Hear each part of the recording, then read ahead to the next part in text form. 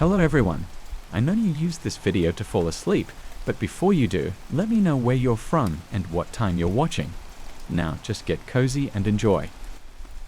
I never expected that something as simple as receiving a package could turn my world upside down. It all started on a quiet Thursday afternoon. I was home alone, enjoying the silence after a hectic day at school.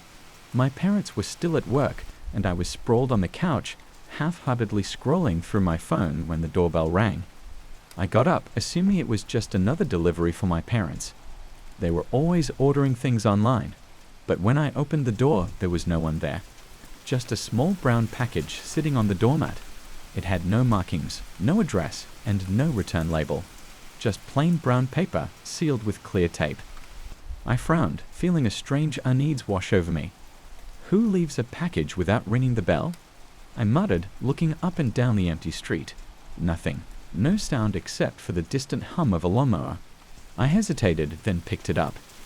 It wasn't heavy, just an odd weight, like something small and solid was inside. I took it to the kitchen and placed it on the counter, staring at it like it was going to jump up and bite me. Curiosity got the better of me. I grabbed a knife and carefully cut through the tape. The paper peeled away easily, revealing a plain cardboard box underneath. I opened it and froze. Inside, wrapped in an old faded piece of cloth, was something I hadn't seen in years. A small, carved wooden toy. A figurine of a wolf, with intricate details that made it look almost lifelike. My breath caught in my throat as I reached out to touch it. I had lost this toy when I was 8 years old. I remembered it clearly. It was my favorite. I used to carry it everywhere with me until one day it vanished. I searched everywhere. Under the bed, in my school bag, even in the garden, but it was just gone. And now, here it was, sitting in front of me, as if it had never left. How is this possible? I whispered, feeling a shiver run down my spine. The wolf looked exactly the same as I remembered, right down to the small chip on its ear that I had made when I dropped it on the sidewalk. I picked it up, feeling its familiar weight in my hand. A rush of nostalgia hit me, followed by a creeping unease. Who could have sent this to me? And why now, after all these years? I unwrapped the cloth further, hoping for some clue, but there was nothing else in the box, just the toy. I set it down on the counter, feeling a strange heaviness settle in my chest. That night, I couldn't stop thinking about it. I kept the figurine on my bedside table, glancing at it every now and then. It was comforting in a weird way, like seeing an old friend after years apart. But there was something off. I couldn't shake the feeling that it didn't belong here anymore. That maybe it should have stayed lost. The first strange thing happened the next morning. I woke up to find the toy lying on the floor by the door, far away from where I had placed it. I stared at it, my heart thudding. I was sure I had left it on the table. Maybe I had knocked it off in my sleep. I picked it up, placing it back on the table, and went about my day. But the unease lingered. That night, the same thing happened.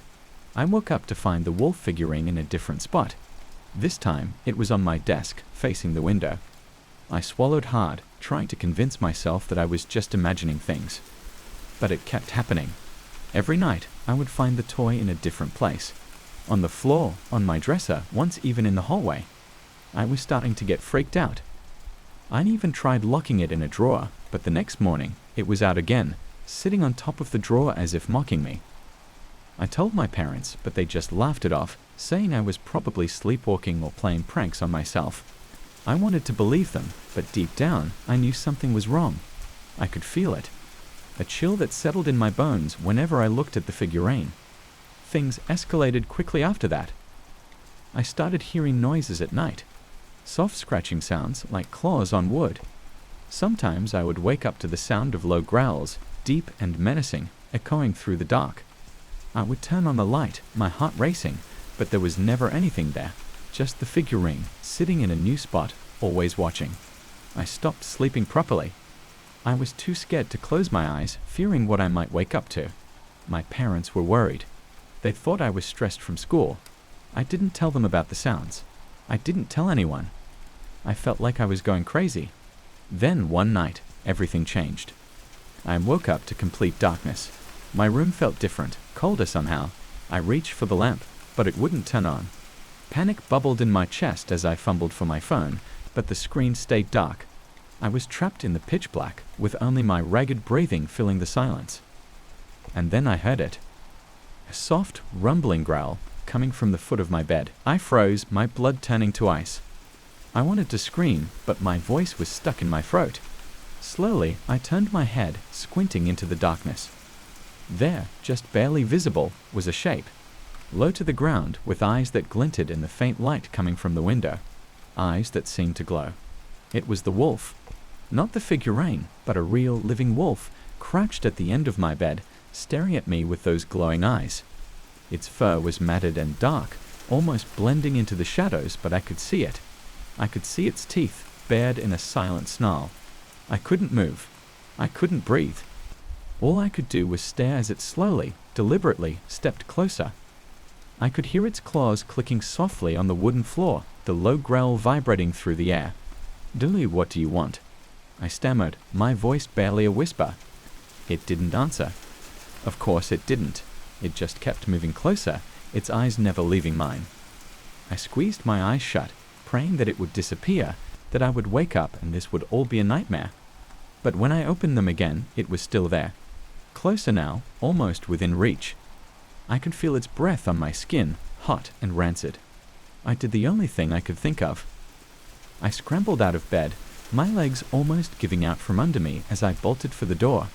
I could hear it following, its claws scraping against the floor. I threw the door open and ran down the hallway, my heart pounding so hard I thought it would burst. I didn't stop until I was outside, gasping for air, my bare feet freezing on the grass. I looked back at the house, half expecting to see it standing there, watching me from the doorway. But there was nothing, just the dark, silent house, as if nothing had happened. I didn't go back inside. I couldn't. I spent the rest of the night shivering on the porch, my eyes glued to the front door. When the sun finally rose, I crept back in, my heart still racing. My parents were furious when they found me, but I didn't care. I just wanted to get out. I told them we had to leave, that something was wrong with the house. They thought I was being ridiculous, that it was just a nightmare, but I knew the truth. The wolf was real, and it wasn't going to stop. I stayed with a friend that night, too scared to go back home. I thought I was safe, but when I woke up in the morning, the wolf figurine was on the bedside table, right next to me. I screamed, shoving it away, but it just lay there, still and silent, as if mocking me. It had followed me. I knew then that I couldn't escape it.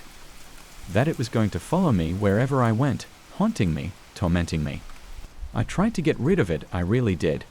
I threw it in the river, buried it in the woods, even smashed it with a hammer, but it always came back. Always waiting for me, always watching. The sounds at night grew worse. I started seeing things, shadows that moved, eyes that glowed in the dark. I couldn't sleep, couldn't eat. I felt like I was losing my mind. My parents didn't understand. No one did. And then one night, I heard it again. The growl. But this time, it was louder, closer. I turned, and there it was, the wolf, standing in the corner of my room, its eyes burning into mine. "I'm sorry," I whispered, my voice breaking. "Please just leave me alone." But it didn't move. It just stared, unblinking, as if it was waiting for something. I didn't know what to do. I couldn't run. I couldn't hide. All I could do was stand there, trembling, as it slowly stepped forward. The last thing I remember is the sound of its growl, low and menacing, filling the room as it lunged at me. When I woke up, I was lying in the middle of the floor, the room dark and silent. The wolf was gone, but the figurine was there, lying next to me, its eyes fixed on mine. And then I understood. It wasn't just a toy. It was a part of something dark, something ancient. And now it was a part of me. I could feel it, deep inside, the cold, creeping darkness that had taken root. I don't know how much time I have left. I can feel it growing stronger, taking over. The growls at night have stopped. I don't see the shadows anymore. But I can feel them, lurking just out of sight, waiting. And I know that one day soon, they'll come for me. So if you ever receive a package with no return address, be careful. Don't open it. Don't let it in. Because once you do, it's already too late. I've been a wedding videographer for almost 8 years now, and I've captured everything from the simplest ceremonies to the most extravagant affairs.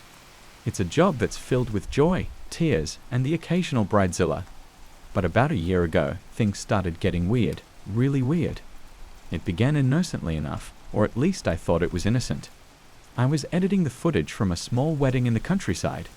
As I scrolled through the clips, I noticed a shadow in the background of one of the scenes. It was faint, almost like a smudge on the lens. I zoomed in, expecting to find a smudge or maybe even an insect that had wandered into the frame. But there was nothing. Just this vague, human-like shape standing there in the distance. I didn't think much of it at the time. I cleaned my equipment thoroughly and chalked it up to a technical glitch or my imagination. I mean, it's not like shadowy figures was something I expected to deal with at work. The next wedding was much bigger, a grand affair at a historical estate. The kind of place where you half expect to see a ghost in every corner. I was filming the couple's first dance when I saw it again. A shadowy figure, almost imperceptible, lurking near the back of the dance floor. I blinked, glanced around the room, but nobody was there. When I reviewed the footage later, the figure was clearer this time. It seemed to have moved closer to the couple, its form slightly more defined, like it was inching forward. I felt a chill run down my spine, but again, I shrugged it off. Maybe it was a lighting issue or a trick of the camera. After all, who believes in ghosts these days? The third time, though, I couldn't ignore it. This wedding was at a beach resort. It was a beautiful setup with the ocean as a backdrop. I was getting some B-roll of the waves when I spotted the shadow again, this time closer to the bride and groom. It looked more distinct, almost like a person. I reviewed the clip a dozen times, trying to find some logical explanation, a tree casting a shadow, someone standing just out of frame. But there was nothing. By now, I was starting to feel a bit paranoid. I went through my previous wedding films, looking for signs of this shadow. It was there. Not in all of them, but in enough. It was faint at first, barely visible, but over the course of a few months, it seemed to get closer and more defined, as if it was watching. I didn't tell anyone. I mean, how could I? Hey, I think I'm being followed by a shadow that only appears in my wedding videos. I'd sound insane. But the unease grew with every wedding I shot. I started dreading events that I used to look forward to. Every time I set up my camera, I felt like I was inviting something I didn't understand. One evening, I was editing the footage from yet another wedding. It was a beautiful ceremony in a vineyard, perfect weather, perfect light. Everything was great, except for that damn shadow. It was right behind the couple during their vows. My heart pounded as I watched it, standing there like an unwelcome guest. I zoomed in, trying to get a closer look, and then it moved. Not just a little twitch or shift like before, but a slow, deliberate movement. It reached out an arm, an actual arm, toward the bride. I froze, my hand trembling on the mouse. There was no one there when I was filming. I was sure of it. But there it was, plain as day on my screen, this shadowy figure reaching out as if to touch her. I shut my laptop and walked away, my mind reeling. I couldn't ignore it anymore. Something was wrong. Really, really wrong. I tried to rationalize it. Maybe someone had messed with the footage. Maybe it was some kind of prank. But who would do that? And why? I started questioning my sanity. Was I seeing things that weren't there? Was I losing it? The final straw came at a wedding in a small, rural church. It was a quiet, intimate ceremony, just close family and friends. I was filming the bride walking down the aisle when I felt it, a presence, cold and heavy, like a weight pressing down on my shoulders. I tried to shake it off and focus, but my hands were shaking. Later, as I reviewed the footage, I saw it again. The shadow, clearer than ever before, standing right at the altar. It was tall, with long, twisted limbs, and it seemed to be staring directly at me through the lens. I felt like I was going to be sick. And then, as the couple exchanged rings, it turned its head and looked at them. I couldn't breathe. It was there, right there, and no one else could see it. I paused the video, my heart racing. I knew I had to show someone, to tell someone, but who would believe me? I didn't even believe myself. I decided to delete the footage. I couldn't deliver it to the couple. I didn't want to. I transferred the files to an external drive, planning to erase them later. But that night, I had the worst nightmare I've ever had. I was back at the church alone.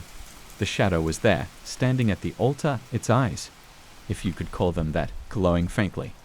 It reached out to me, its fingers stretching impossibly long, and I couldn't move. I couldn't scream. It wrapped around me, cold and suffocating, and whispered something in a voice like crackling static. I woke up drenched in sweat, my chest tight, the echo of its words still ringing in my ears. I couldn't stay in that house anymore. I grabbed my things and left, driving aimlessly until I ended up at a motel miles away. I didn't sleep. I just sat there, staring at the drive that held the footage, my mind racing. What did it want? Why was it following me? Was it trying to tell me something? Warn me? I didn't know, and I didn't care. I just wanted it gone. The next day, I drove out to a remote area, dug a hole, and buried the drive. I felt a little better, like maybe I'd finally left it behind.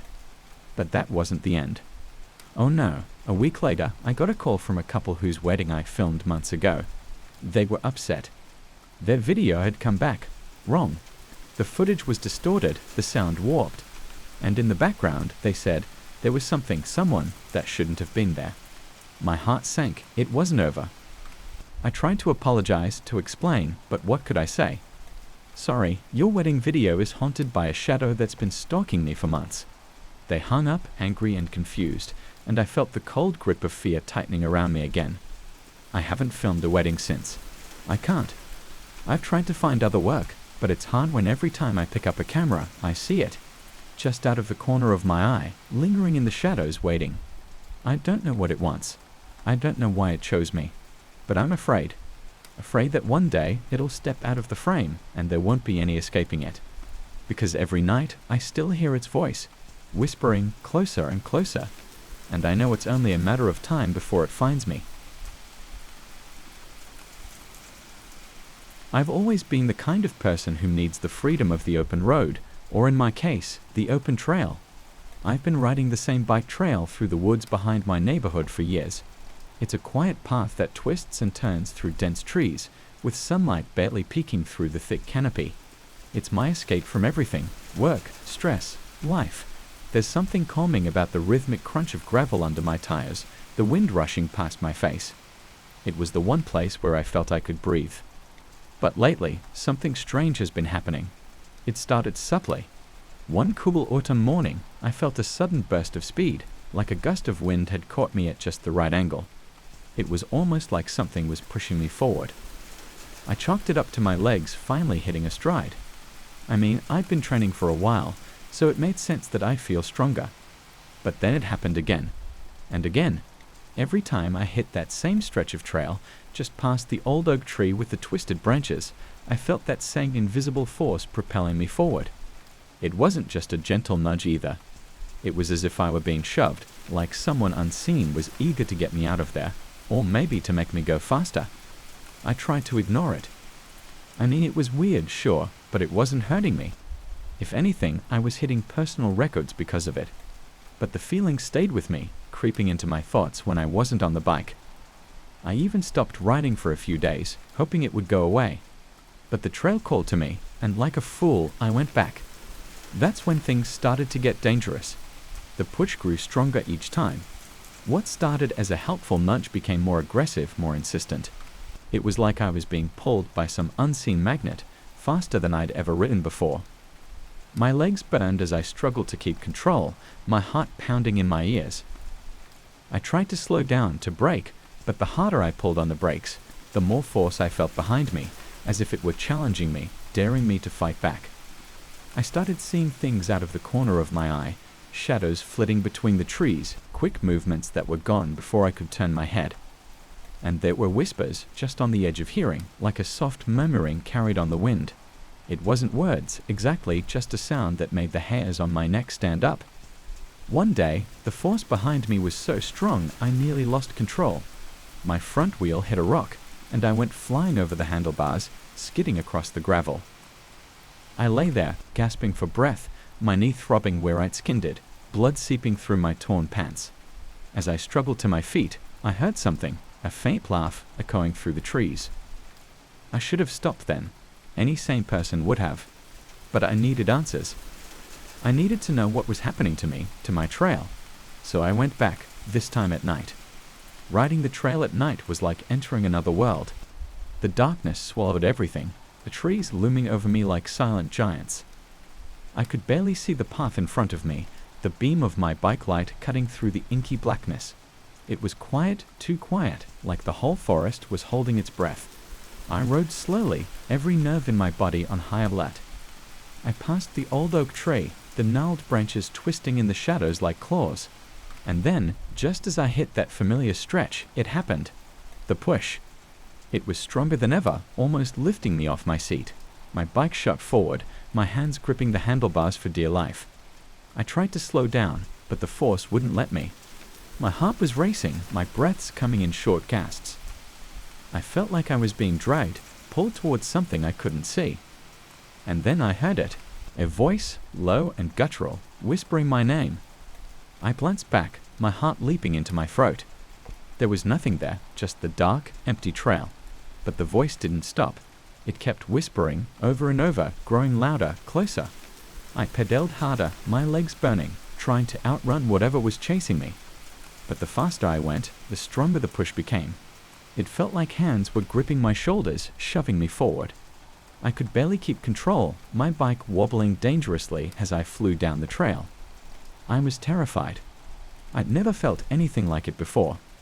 The trail blurred around me, the trees merging into one dark mass. The voice was in my head now, whispering, laughing. I felt like I was losing my mind.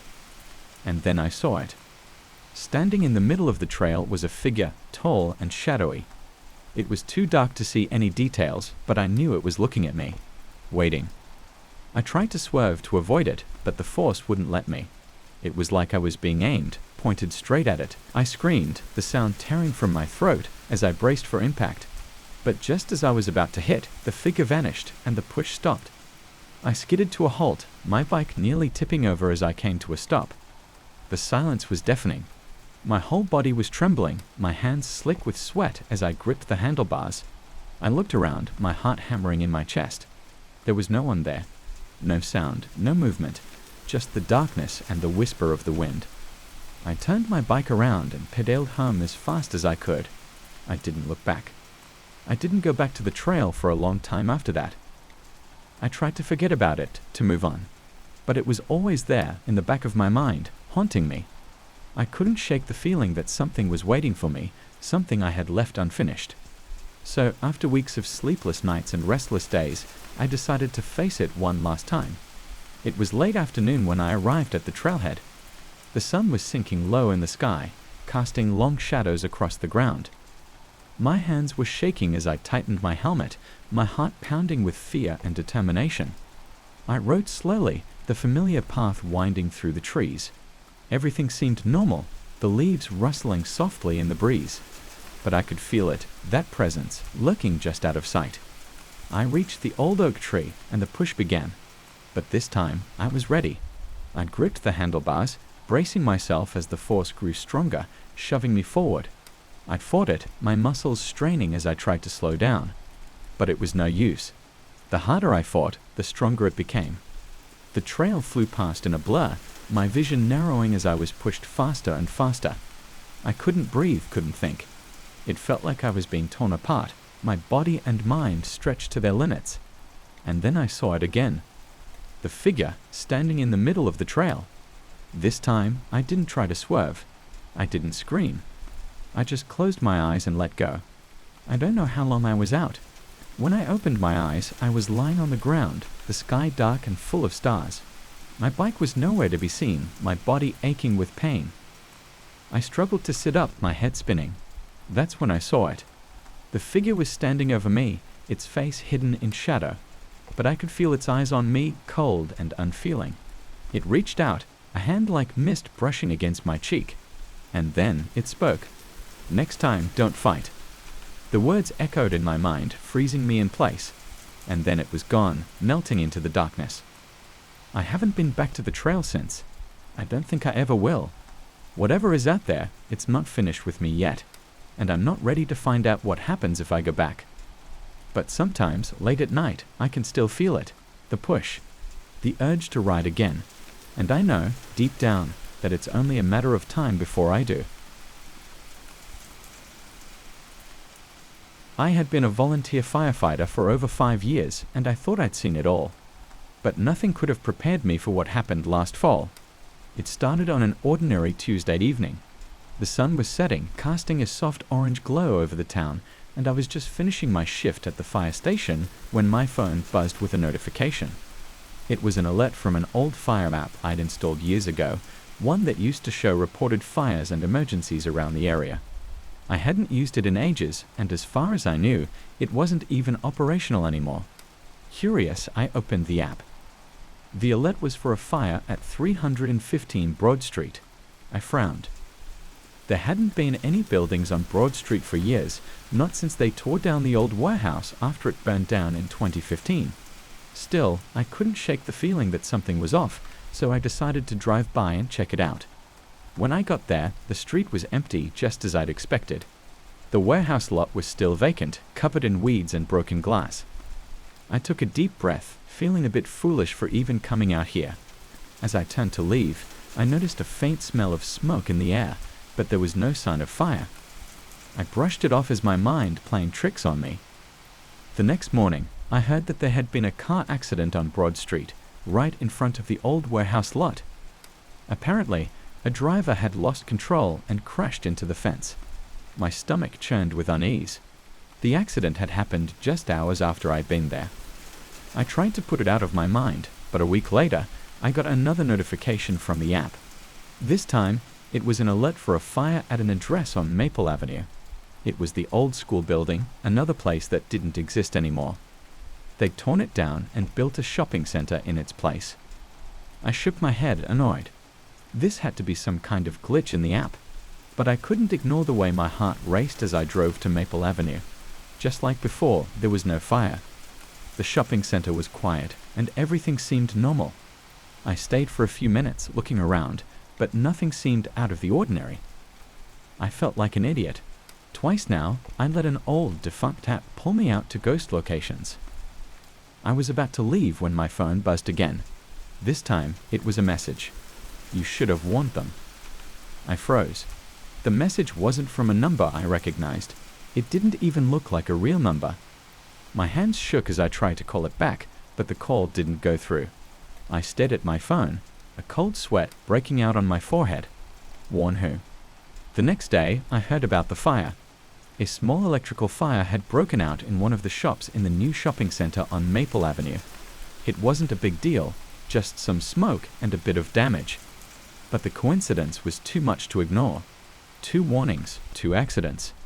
I tried to rationalize it, telling myself it was just a freak occurrence, but deep down, I knew something wasn't right. Over the next few weeks, the notifications kept coming. Each time, the app would warn me about a fire at a place that didn't exist anymore. And every time, if I ignored the warning, something bad would happen in that area, a gas leak, a small explosion, even a few more accidents. I became paranoid, checking the app obsessively, trying to predict where the next disaster would strike. I started going to the locations before the accidents happened, just to be safe, but there was never any fire. I felt like I was losing my mind. Then came the warning about the old Anderson mill. I hadn't thought about that place in years. It had been abandoned for as long as I could remember, and they'd demolished it about a decade ago. There was nothing but an overgrown field where it used to be. Still, I drove out there, the hairs on the back of my neck standing on end. I arrived to find the field empty, as expected. I sighed, leaning against my car, and pulled out my phone. That's when I saw the message. This is your last warning. I felt a chill run down my spine. I looked around, the darkness closing in on me. I was alone, but I could feel eyes watching me, a presence lurking just out of sight. I stayed there for hours, but nothing happened. No fire, no accident. I drove home, feeling defeated and exhausted. The next day, I got a call from the station. There'd been an explosion at the old mill site. Some kids had been playing with fireworks, and one of them had set off a chain reaction with an old gas line that had been left behind. 2 of them were badly injured. My heart sank.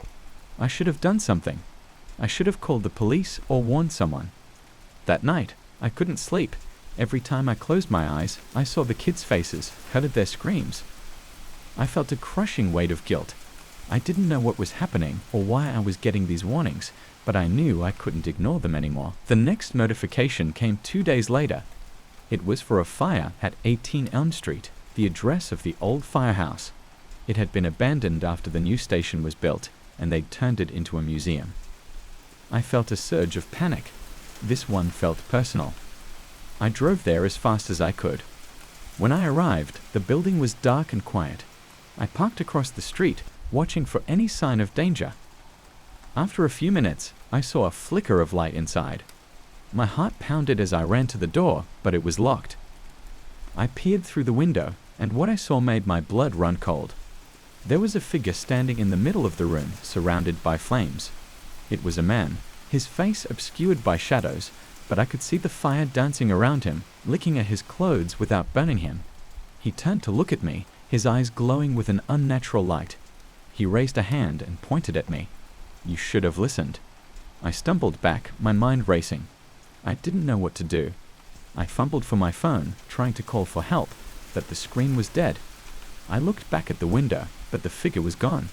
The flames had vanished, leaving the room dark and empty. I drove home in a daze, my thoughts spinning. Who was he? What did he want from me? Why was this happening? I didn't have to wait long for answers. The final notification came the next day. It was for my own house. I stared at the screen, my hands trembling. The address was mine, the time was now. I ran outside, my eyes scanning the street for any sign of danger, and then I saw it. A car was speeding down the road, heading straight for my house. I barely had time to react before it crashed into the front of my home, the impact shaking the ground beneath me. I heard the roar of flames as the car burst into fire, the heat scorching my skin. I stumbled back, watching in horror as the fire spread to the house, engulfing everything in its path. I tried to call 911, but my phone wouldn't work. I ran to my neighbors, screaming for help, but no one answered. It was like I was trapped in a nightmare, alone and helpless as I watched my life burn to the ground. I don't know how long I stood there, staring at the flames. It felt like hours, maybe days. When the firefighters finally arrived, there was nothing left but ash and rubble. I never received another notification after that. The app vanished from my phone, leaving no trace. I tried to move on, but the guilt and fear still haunt me. I don't know why I was chosen or what I could have done differently. But every night, I dream of that man in the fire, his glowing eyes watching me. And I wonder if he's still out there, waiting for the next warning to be ignored. I remember the first time I stumbled upon that camera trap.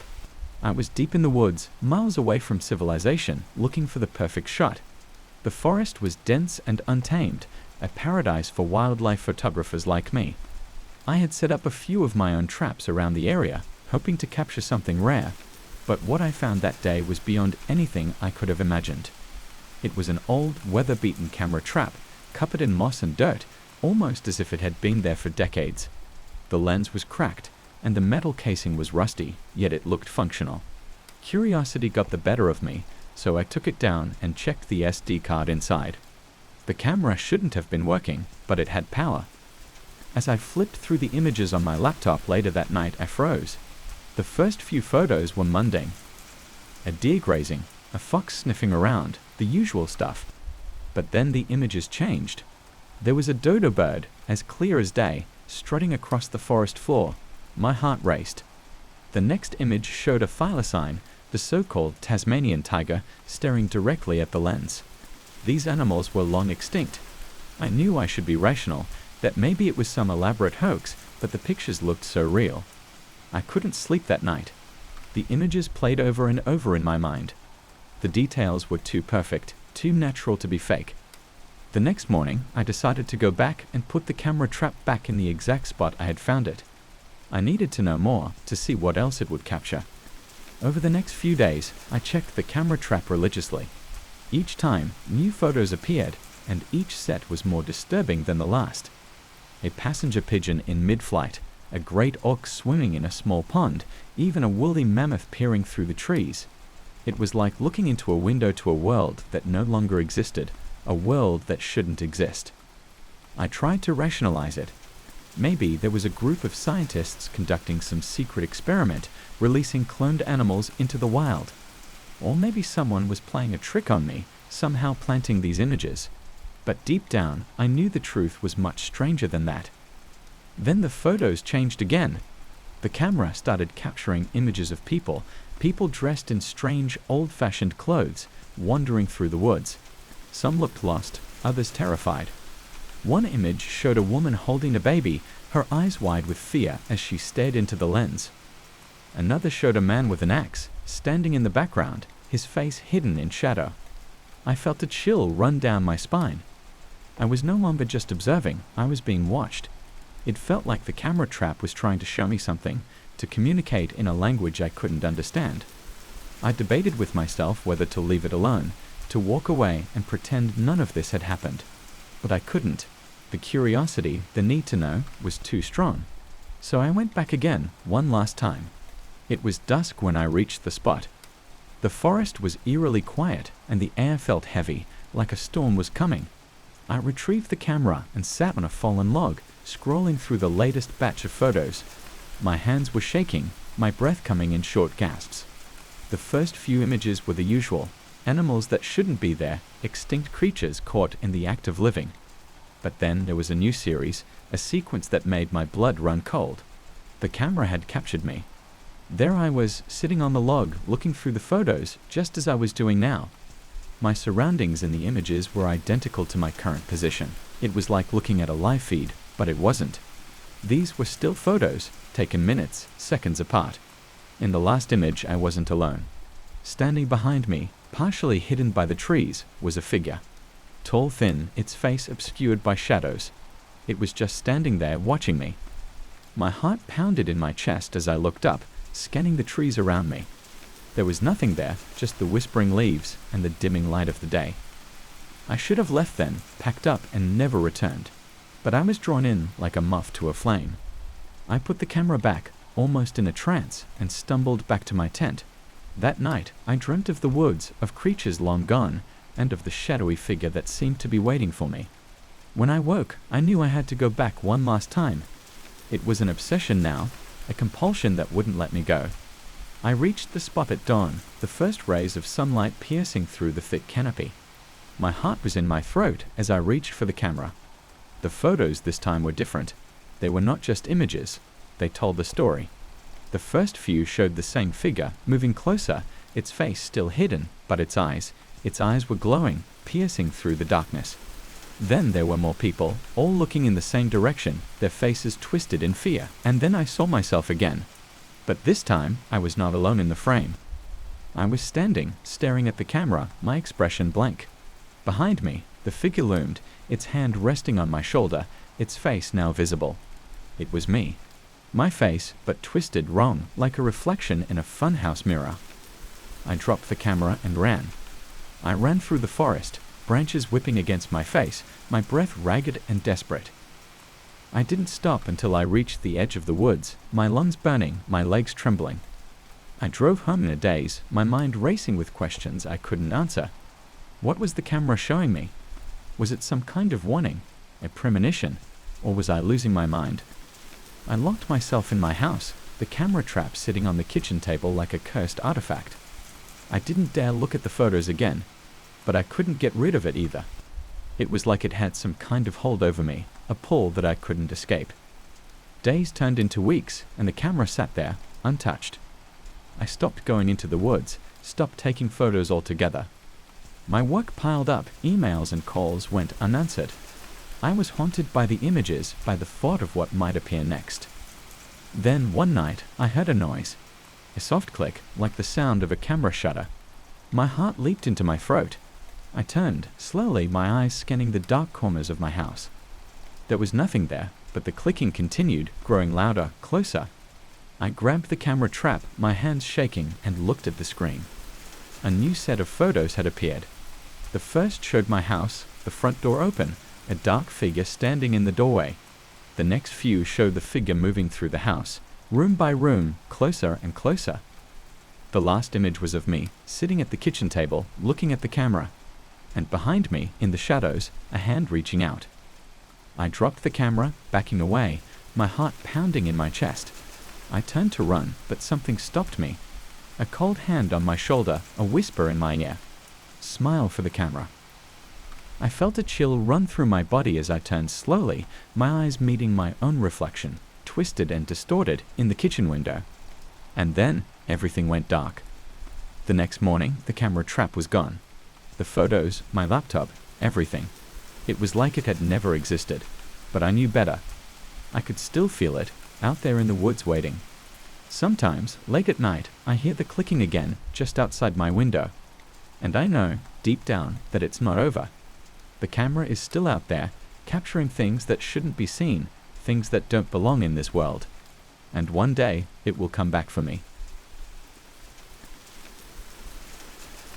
I've been guiding kayak tours on the Whitewater River for nearly a decade now. It's a quiet life for the most part.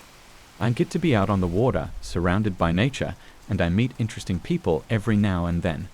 It's a small town, and the river is our main attraction, drawing in tourists who crave the thrill of navigating its rapids. One afternoon, I was out on a solo trip, scudding the river for potential hazards before taking a group out the next day. I knew the river like the back of my hand, every rock, bend, and branch. But that day, something felt different. The air was heavy, almost suffocating, and the water was unusually calm. It was eerie, like the river was holding its breath. I paddled further downstream, past the usual turnaround point. That's when I saw it. A dark, gaping hole in the cliffside, partially hidden by overgrown vines and moss. I'd never noticed it before, and it certainly wasn't on any of the maps. Curiosity got the better of me.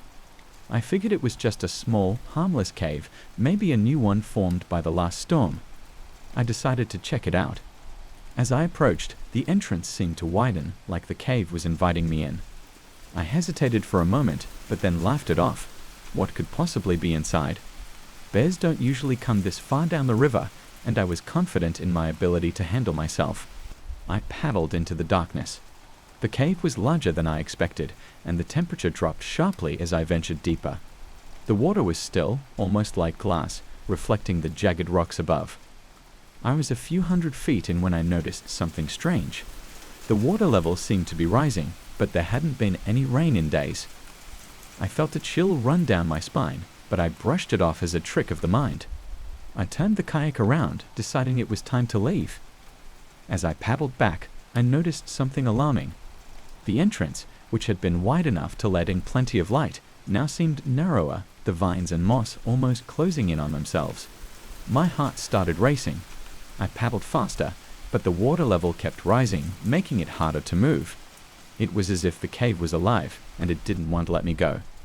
I finally made it out, gasping for air as I emerged into the sunlight. I paddled back to the launch point, my mind reeling. What had just happened? I convinced myself it was just a weird natural phenomenon, a freak occurrence. I didn't tell anyone about it. Who would believe me anyway? A disappearing cave entrance and rising water levels sounded like the ramblings of a crazy person. Over the next few days, I couldn't shake the feeling of dread. The cave was constantly on my mind. I knew I should stay away, but something kept pulling me back. I had to understand what I'd experienced. So, a week later, I went back. This time, I brought a flashlight and some rope just in case. The cave was still there, but it looked different. The entrance seemed wider, almost like it was expecting me.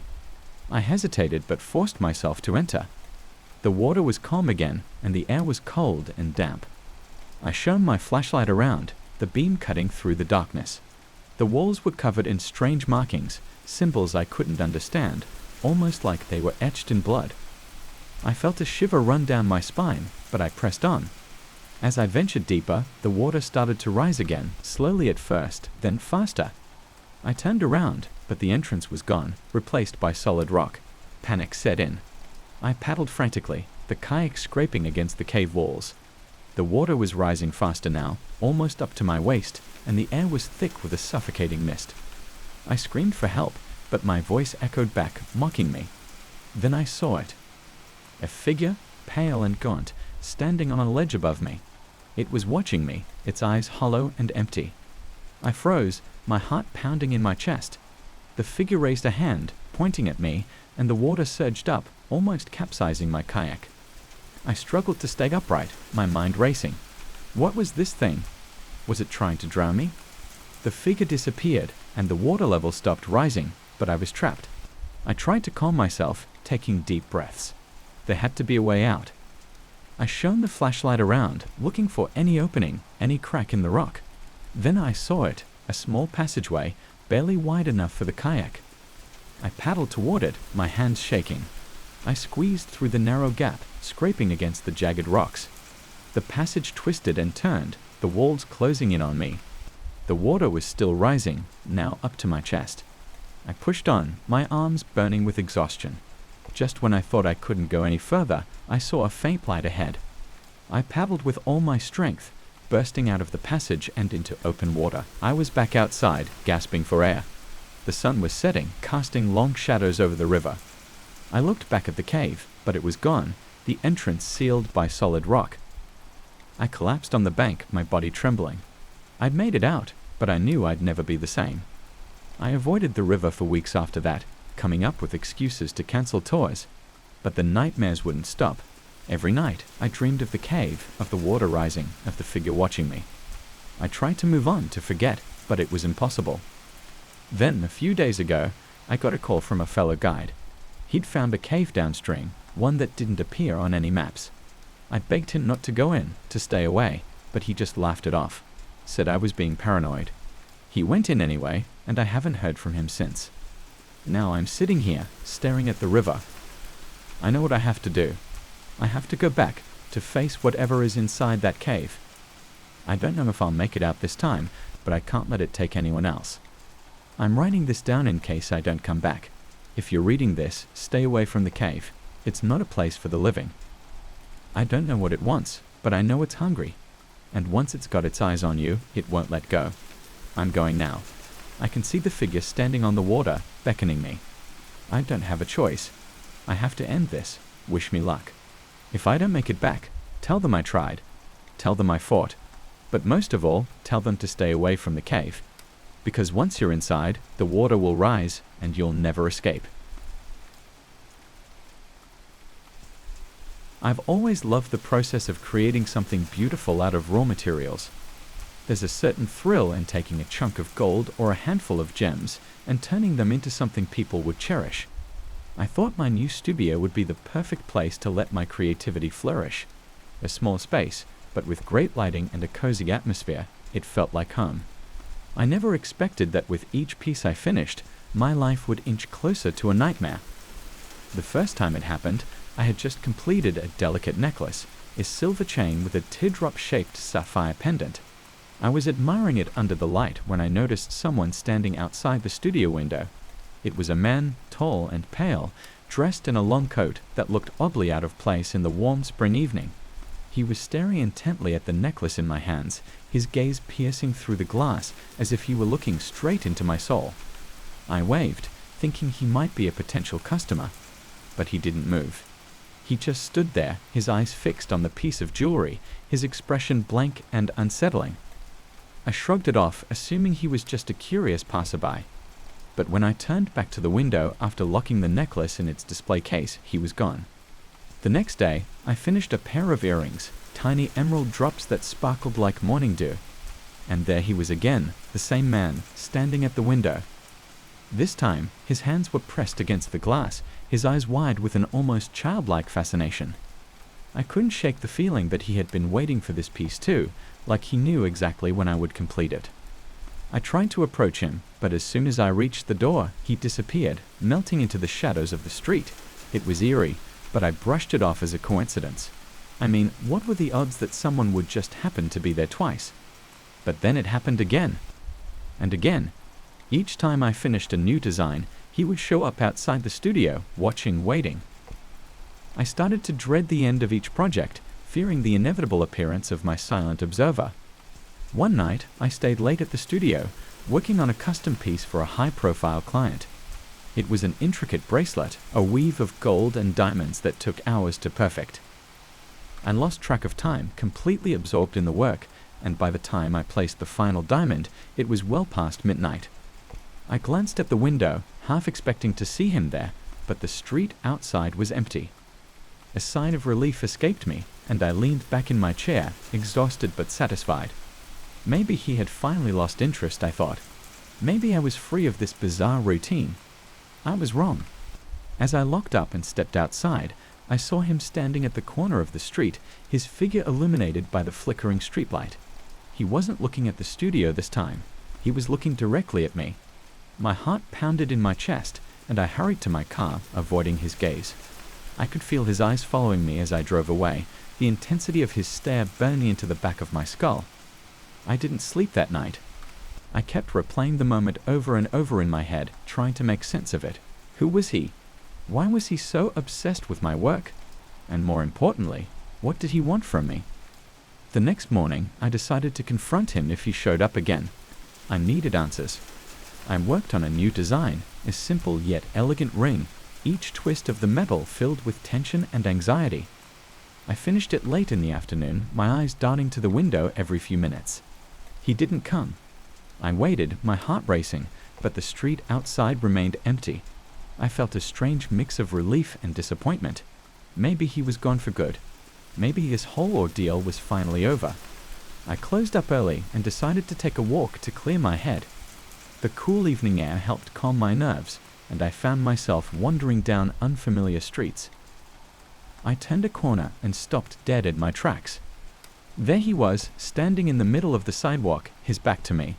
He was holding something in his hand, something small and shiny. My blood ran cold when I realized what it was. It was the ring I had just finished. "How did you?" I started, but my voice faltered as he turned around. His face was different, distorted, like it wasn't meant to be human. His eyes glowed with a sickly yellow light, and his mouth twisted into a grotesque smile. He raised the ring to his lips and whispered something I couldn't hear. My legs felt like lead, but I forced myself to move to run. I didn't stop until I was back at the studio, locking the door behind me, my chest heaving with fear. My hands shook as I reached for the display case, praying that the ring would still be there. It was gone. That night, I dreamt of him. He stood over my bed, holding the ring in his hand, his eyes boring into mine. "Make more," he whispered, his voice a raspy hiss. "Make more for us." I woke up drenched in sweat, my heart hammering in my chest. I knew I couldn't keep doing this. Whatever he was, whatever he wanted, I couldn't be a part of it. I decided to shut down the studio, to leave town and start fresh somewhere far away. But as I packed up my tools, I felt a strange compulsion, a need to finish just one more piece. I tried to fight it, but my hands moved on their own, sketching out designs, selecting materials. It was as if my mind wasn't my own. Hours passed in a blur, and before I knew it, I had created something truly extraordinary. A pendant unlike anything I'd ever made before. It shimmered with an otherworldly light, the design intricate and otherworldly. I stared at it in horror, knowing that this was what he had been waiting for. I turned to the window, and there he was, standing closer than ever before. His eyes glowed brighter, and his smile widened as he watched me. I wanted to destroy the pendant, to break it into 1,000 pieces, but I couldn't. My hands refused to obey. He raised his hand and beckoned me outside. My body moved against my will, my feet carrying me to the door. As I stepped outside, he reached out and took the pendant from my trembling hands. "Thank you," he whispered, his voice echoing in my mind. "Now, you belong to us." Darkness enveloped me, cold and suffocating, as the world around me faded away. The last thing I saw was his smile, his grotesque, twisted smile, as he slipped the pendant around my neck. I woke up in the studio, my heart pounding, my body drenched in sweat. Everything seemed normal. The pendant was gone, and so was he. But I knew it wasn't over. I could feel it, a cold weight around my neck, invisible yet unmistakable. Every time I catch a glimpse of myself in the mirror, I see him standing behind me, his eyes glowing with that sickly yellow light, his smile wide and hungry. He's waiting, watching, and I know that I can never leave.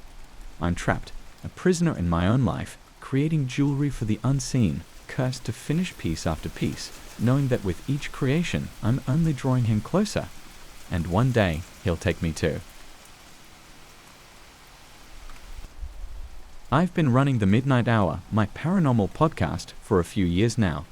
It started as a side project, a way to share my obsession with the strange and unexplained with others. I never thought it would grow the way it did, or that I'd end up with thousands of listeners tuning in every week to hear me ramble about ghost stories, UFO sightings, and eerie urban legends. I was just a guy with a mech, a love for the creepy, and too much time on my hands. Most of the time, the calls I get on the show are pretty standard. People sharing their weird experiences or trying to freak me out with tall tales that sound like they've been lifted straight from some beat horror movie. But one night, about a month ago, I got a call that changed everything. It was a slow Thursday and I was recording live, taking calls as usual. I just finished a segment on haunted objects when a new caller came on the line. The voice was shaky but deliberate, like someone who'd practiced what they were going to say 100 times in front of a mirror. "Hiya, I don't know if you'll believe me," the caller began, "but I need to tell someone about this." I leaned forward, intrigued. "You're in the right place, my friend. What's your name?" There was a brief pause, a hesitation, and then, "You can call me Ethan." "All right, Ethan, what's your story?" The silence stretched on for so long I thought he hung up. Then, in a low, almost whispery voice, he started talking. "It happened when I was a kid, about 25 years ago. I was living in this small town up north, the kind of place where nothing ever happens. There was this house at the end of our street, number 46. It was abandoned for as long as I could remember, and the kids in the neighborhood used to dare each other to go inside." I could hear the tension in his voice as he continued. "One day, I took the dare. I went in alone. The house was freezing, even though it was summer, and it smelled like mold and something else, something metallic. I walked around the place, looking at the old furniture, the broken windows. Everything was covered in dust, like no one had been there for years. But then I found something in the basement." He paused again, and I could feel my heart beating faster. "Go on," I urged. "There were these drawings on the walls," Ethan said, his voice almost trembling now. "Hundreds of them. They were all pictures of people from the neighborhood. I saw Mr. Hargrove, the mailman, Mrs. Linton from the grocery store, even kids I went to school with. They were all drawn in this weird, childlike style, but they looked just like the real people, and under each drawing was a date." My skin prickled with goosebumps as he spoke. "The dates, were they in the past?" "Some were," he answered, "but most of them were in the future." I didn't understand it at the time, but the next day, I heard on the news that Mrs. Linton had died in her sleep. I didn't think much of it then, but when I went back to that house, I found her picture again. The date under it was the day she died. I sat back, trying to process what he was saying. "Are you saying those drawings predicted their deaths?" "Yes," Ethan whispered. "One by one, everyone in those drawings died. Car accidents, heart attacks, drownings, all on the exact dates written on those walls. And the last drawing, it was of me." I felt a chill run down my spine.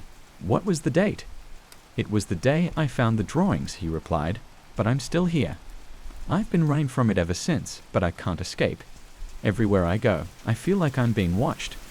I don't know why I survived, but I think it's because I left before." His voice trailed off, leaving the sentence unfinished. "Before what, Ethan?" "Before it got to me," he whispered. "I heard something that day, coming down the stairs, something heavy and slow. I ran before I could see what it was, and I never went back. But now, I think it's found me." The line went dead. I sat there, staring at the mech, my mind racing. It had to be a prank, right? Just another creepy story to get a rise out of me. But there was something about his voice, the way he spoke, that made it feel too real. I shook it off and continued with the show, but I couldn't get Ethan's story out of my head. That night, I hardly slept, my mind playing out images of dusty old houses and walls covered in creepy drawings. The next day, I decided to do a little digging. I looked up old news articles from around that time, trying to find anything about strange deaths in small towns up north. I didn't expect to find much, but then I stumbled across an article from 25 years ago. The headline read, "Mysterious Deaths Plague Quiet Town." It was about a series of unexplained deaths that had happened over the course of a year. The names listed in the article matched the people Ethan had mentioned. My heart pounded as I read through the details. Every single death had been sudden, unexpected, and every single one matched the dates Ethan had told me. I felt a knot form in my stomach, this couldn't be real. It had to be some bizarre coincidence, right? But it didn't feel like one. I kept searching, trying to find any record of an abandoned house, but there was nothing. It was like the place had been wiped off the map. I spent the next few days obsessed with Ethan's story, replaying the call over and over. Each time, I felt more convinced that he was telling the truth, but I had no way of finding him. He'd called from a blocked number, and I had no clue which town he was talking about. Then, a week later, I got another call. It was late, and I was recording a new episode, trying to shake off the feeling of unease that had been hanging over me since Ethan's call. The phone rang, and I picked it up, half expecting it to be some prank caller. "Hello," I said. There was a pause, then a familiar voice. "You need to stop looking for me." My heart skipped a beat. "Ethan?" "Yes," he said, his voice strained. "I shouldn't have called you. I made a mistake." "Wait, what's going on?" "I found the articles. I know you're telling the truth." "It doesn't matter," he snapped. "You can't help me." "No one can. It's too late." "What do you mean?" I asked, my voice rising. "Ethan, talk to me." "I can't," he whispered. "It's here." I heard a noise in the background, something that sounded like footsteps, slow and deliberate. My blood ran cold. "Ethan, where are you? Tell me where you are. I can help." But the line went dead again. I sat there, staring at the phone, my heart pounding in my chest. What the hell was happening? Was he in danger? Was something really after him? I tried calling back, but the number was blocked. I reached out to the police, but they couldn't do anything without more information. I was helpless, stuck in a nightmare that I couldn't wake up from. A few days later, I received a package in the mail. There was no return address, just my name scrawled on the front in messy handwriting. I opened it up and found a single Polaroid photo inside. It was a picture of me, sitting in my studio, staring at the mic with a shocked expression on my face. The same look I'd had the night Ethan first called. My hands shook as I turned the photo over. Written on the back, in that same messy handwriting, was a date. It was tomorrow. I don't know what's going to happen. Maybe it's nothing. Maybe it's just some sick joke. But as I sit here, writing this down, I can't shake the feeling that something terrible is coming for me. I thought about leaving, about running, but deep down, I know it won't make a difference. Whatever this is, it's already found me. And I think it's only a matter of time before I end up like all those people in Ethan's drawings. I've worked on cruise ships for almost a decade, entertaining guests with my mediocre magic tricks and below-average jokes. It's not the most glamorous job, but it has its perks: free food, amazing views, and meeting interesting people from all around the world. I've seen a lot of strange things on these ships, but nothing could have prepared me for what happened on the Ocean Star. We had just left the port of Barcelona, and it was my first night on the job. I was getting ready for my evening performance, nervously pacing back and forth in my small cabin. I had the usual pre-show jitters, but this time it felt different. There was a strange sense of unease in the air, like something was off. I brushed it off as nothing more than nerves. After my show, which went pretty well considering the audience was half drunk, I decided to take a walk on the upper deck to clear my head. The night was calm, the sea was a dark, endless expanse, and the moonlight shimmered on the water's surface like silver paint. It was beautiful, almost surreal. As I leaned over the railing, something caught my eye, a faint movement in the water below. At first, I thought it was just a dolphin or maybe a fish, but when I looked closer, I saw something that made my heart skip a beat. It was a face, pale and translucent, looking up at me from the water. I blinked and it was gone. I laughed at myself, shaking my head. "You've been on this ship for too long, mate," I thought. "You're starting to see things." I decided to call it a night and headed back to my cabin, but the image of that face haunted me. It was like it had imprinted itself on my mind, and no matter how hard I tried, I couldn't shake it off. The next night, after another show, I went back to the same spot. I don't know why, but something drew me there, like an invisible force pulling me. I stared down at the water, expecting to see nothing but my own reflection. But instead, I saw them, figures, barely visible under the surface, mimicking my every move. If I raised my hand, they raised theirs. If I tilted my head, they did the same. It was like looking into a twisted watery mirror. I felt a chill run down my spine and backed away from the railing. This was more than just a trick of the light or my imagination. I knew what I saw, and it was impossible. But there it was, right in front of me. I decided not to tell anyone. I mean, who would believe me? A cruise ship entertainer claiming to see ghostly figures in the water. I'd be laughed off the ship. Over the next few days, the sightings became more frequent. It wasn't just at night anymore. I'd see them during the day too. Whenever I looked into the water, they were there, always mimicking me, always watching. They were getting clearer, more defined. I could see their features, sunken eyes, hollow cheeks, and expressions that seemed almost sad. I started to avoid going outside. I'd lock myself in my cabin whenever I wasn't performing, curtains drawn, lights off. But even then, I couldn't escape them. I'd hear the sound of splashing water in my dreams, and when I closed my eyes, I'd see their faces staring at me from the darkness. One night, I couldn't take it anymore. I had to know what they wanted, why they were following me. So, I went back to the upper deck, my hands trembling as I gripped the railing. The moon was full, and the water was eerily calm. I leaned over, looking down, and they were there, dozens of them, their faces twisted in a grotesque parody of my own expression. "What do you want?" I whispered, my voice barely audible over the sound of the waves. For a moment, nothing happened. Then one of the figures, the one that looked exactly like me, opened its mouth, and though I couldn't hear any sound, I knew it was speaking. It was mouthing my words, repeating them back to me. The realization hit me like a punch to the gut.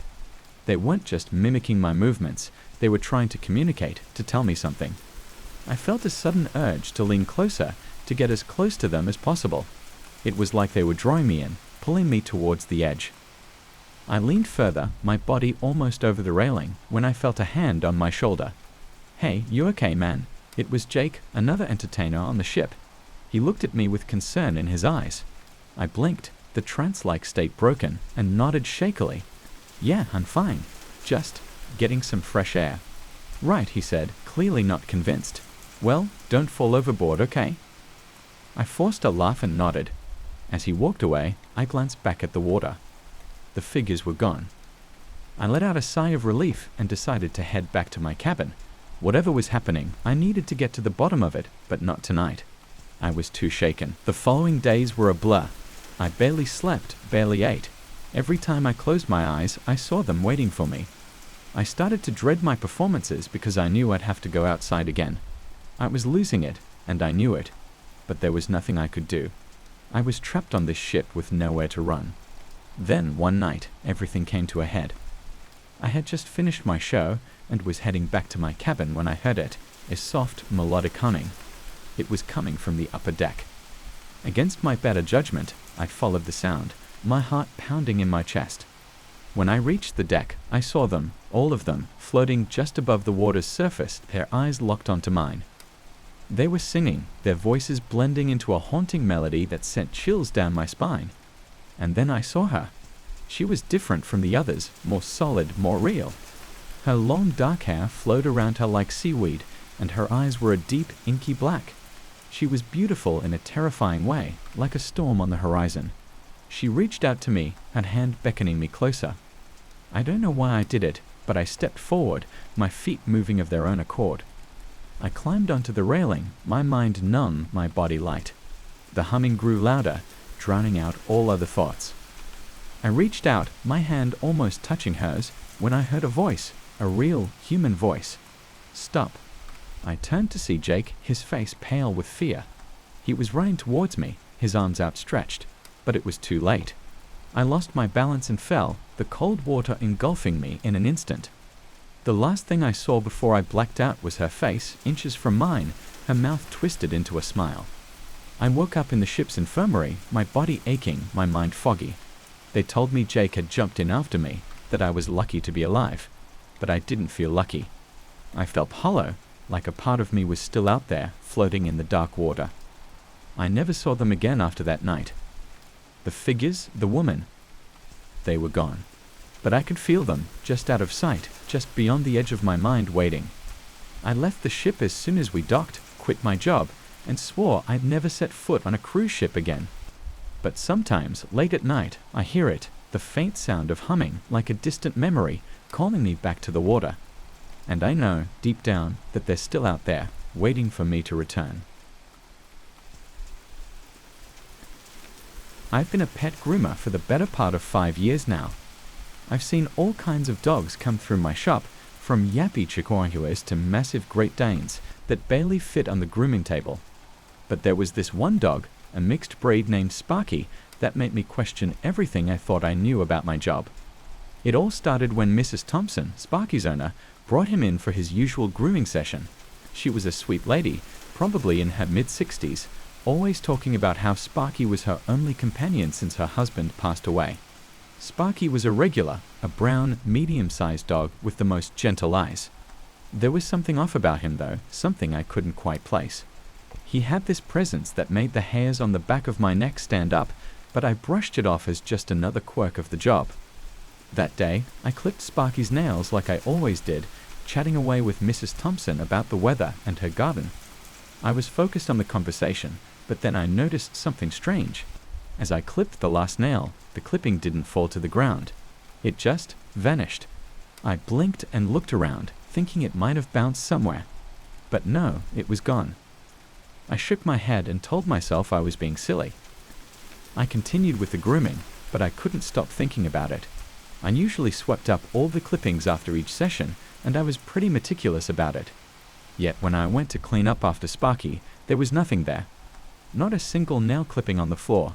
I even checked my apron and the grooming table, but it was like they had just disappeared into thin air.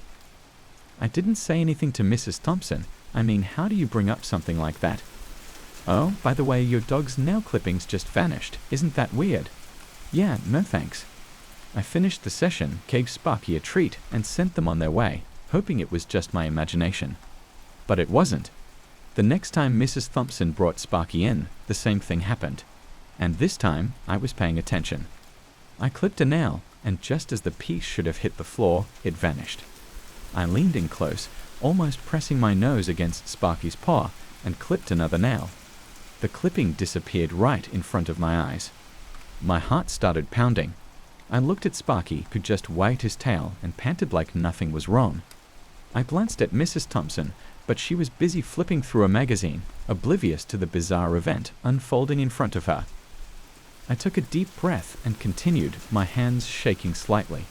Every single clipping vanished, one after the other. And then I noticed something even more unsettling. Sparky looked bigger. I don't know how else to explain it. When he came in, he had been his usual size, but now he seemed taller, more muscular. I thought I was losing my mind. I finished up as quickly as I could, trying to keep my composure. Mrs. Thompson paid and left, Sparky trotting happily beside her. I sat in the empty shop for a long time after they left, staring at the spotless floor. I knew what I saw, but it was impossible. Things like that don't just happen. I tried to convince myself it was just a trick of the light, that I was overworked and tired. But deep down, I knew something was very wrong. The next few weeks were a blur. I became obsessed with figuring out what was happening with Sparky. I started keeping a notebook, documenting every time Mrs. Thompson brought him in, what time it was, what the weather was like, anything that might give me a clue. Each time, the clippings vanished, and each time, Sparky seemed to grow a little more. By the end of the month, he was almost the size of a small horse. Mrs. Thompson, bless her heart, didn't seem to notice. Or if she did, she didn't say anything. She was just happy to have Sparky groomed and looking his best, but I was terrified. I started having nightmares about those clippings, about Sparky growing and growing until he filled my entire shop, his eyes glowing with something that wasn't quite right. One night, I couldn't sleep. I sat up in bed, staring at the ceiling, my mind racing. I knew I had to do something. I couldn't just let this go on. So I decided I'd confront Mrs. Thompson and Sparky the next day. I didn't know what I'd say, but I had to say something. When they came in the following morning, Sparky was even bigger. His head almost reached Mrs. Thompson's shoulder. She just laughed it off, saying, "He's been eating well." I forced a smile and led them to the grooming station. As I clipped his nails, I couldn't keep quiet any longer. "Mrs. Thompson," I said, my voice shaking, "has Sparky always been this big?" She looked at me, puzzled. Oh, he's just a healthy boy, that's all. Why? I hesitated, then blurted out, his nail clippings, they vanish, and he grows every time I cut them. Mrs. Thompson stared at me like I'd lost my mind. What are you talking about? I snipped another nail, and we both watched as the clipping disappeared into thin air. Mrs. Thompson gasped, covering her mouth with her hand. Oh my! Sparky growled low, and we both froze. He had never growled before. He turned his head toward me, his eyes darker than I remembered. My heart was pounding so hard, I thought it would burst out of my chest. We need to stop, I whispered, dropping the clippers. Something's wrong. But it was too late. Sparky stood up, towering over both of us now, his growl turning into a snarl. Mrs. Thompson backed away, tears streaming down her face. Sparky, no, stop it. He lunged at me, and I barely had time to react. I stumbled backward, crashing into the grooming table. Sparky's jaws snapped shut inches from my face. I scrambled to my feet, grabbing anything I could find to defend myself, but what could I do against something like him? Mrs. Thompson screamed, and I turned to see Sparky towering over her. He looked back at me, and for a split second, I thought I saw something human in his eyes, something hungry. Then he turned and bolted out of the shop, crashing through the door like it was made of paper. I ran to Mrs. Thompson, who was sobbing uncontrollably. I don't understand, she kept repeating. I don't understand. Neither did I. We called the police, but what could we tell them? That her dog had grown to the size of a bear and vanished into the night? They didn't believe us, of course. They took a report and left, probably thinking we were both insane. That night, I couldn't sleep. I kept hearing Sparky's growl, seeing those dark eyes staring at me. I tried to tell myself it was over, that he was gone, but I couldn't shake the feeling that it wasn't the end. I was right.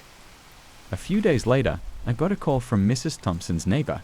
She had been found dead in her backyard, torn apart like an animal had gotten to her. There were massive paw prints all around her, too big to belong to any normal dog.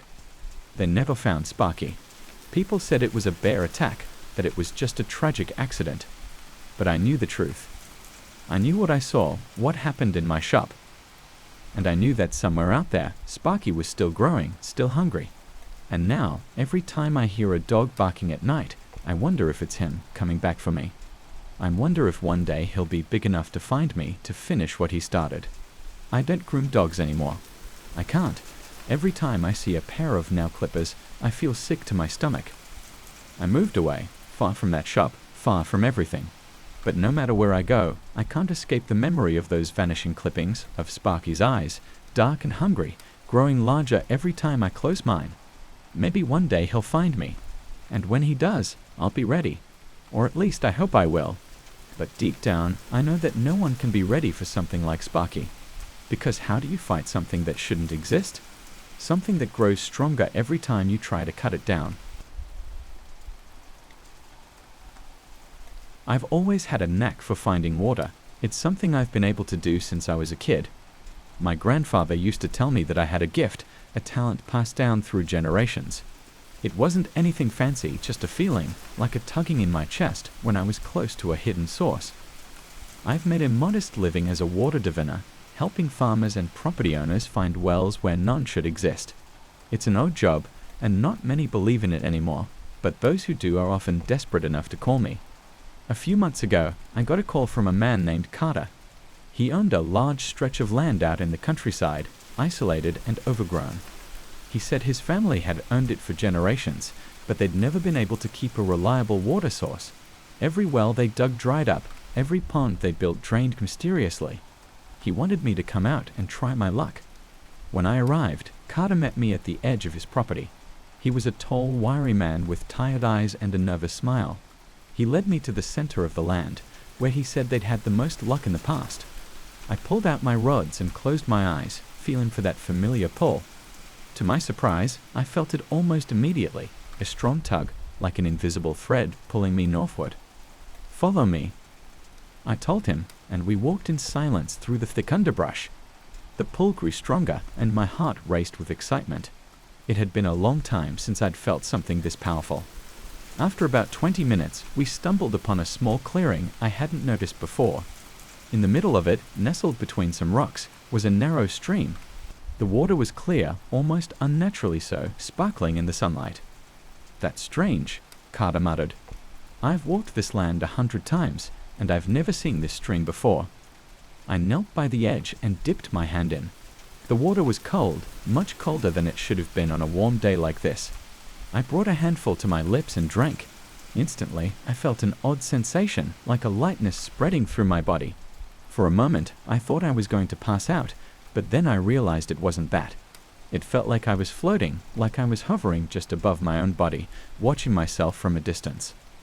"Are you okay?" Carter asked, his voice distant and echoing. I blinked and the feeling faded. "Yeah, I'm fine. Just felt a bit lightheaded. The water's good though. There's definitely something here." Carter looked relieved. He thanked me and paid me more than I'd expected. He said he'd have someone come out and test the water, see if it was fit to drink, but I could tell he was already convinced. As I left, I couldn't shake the feeling that something was off. The way the water had made me feel, it wasn't normal.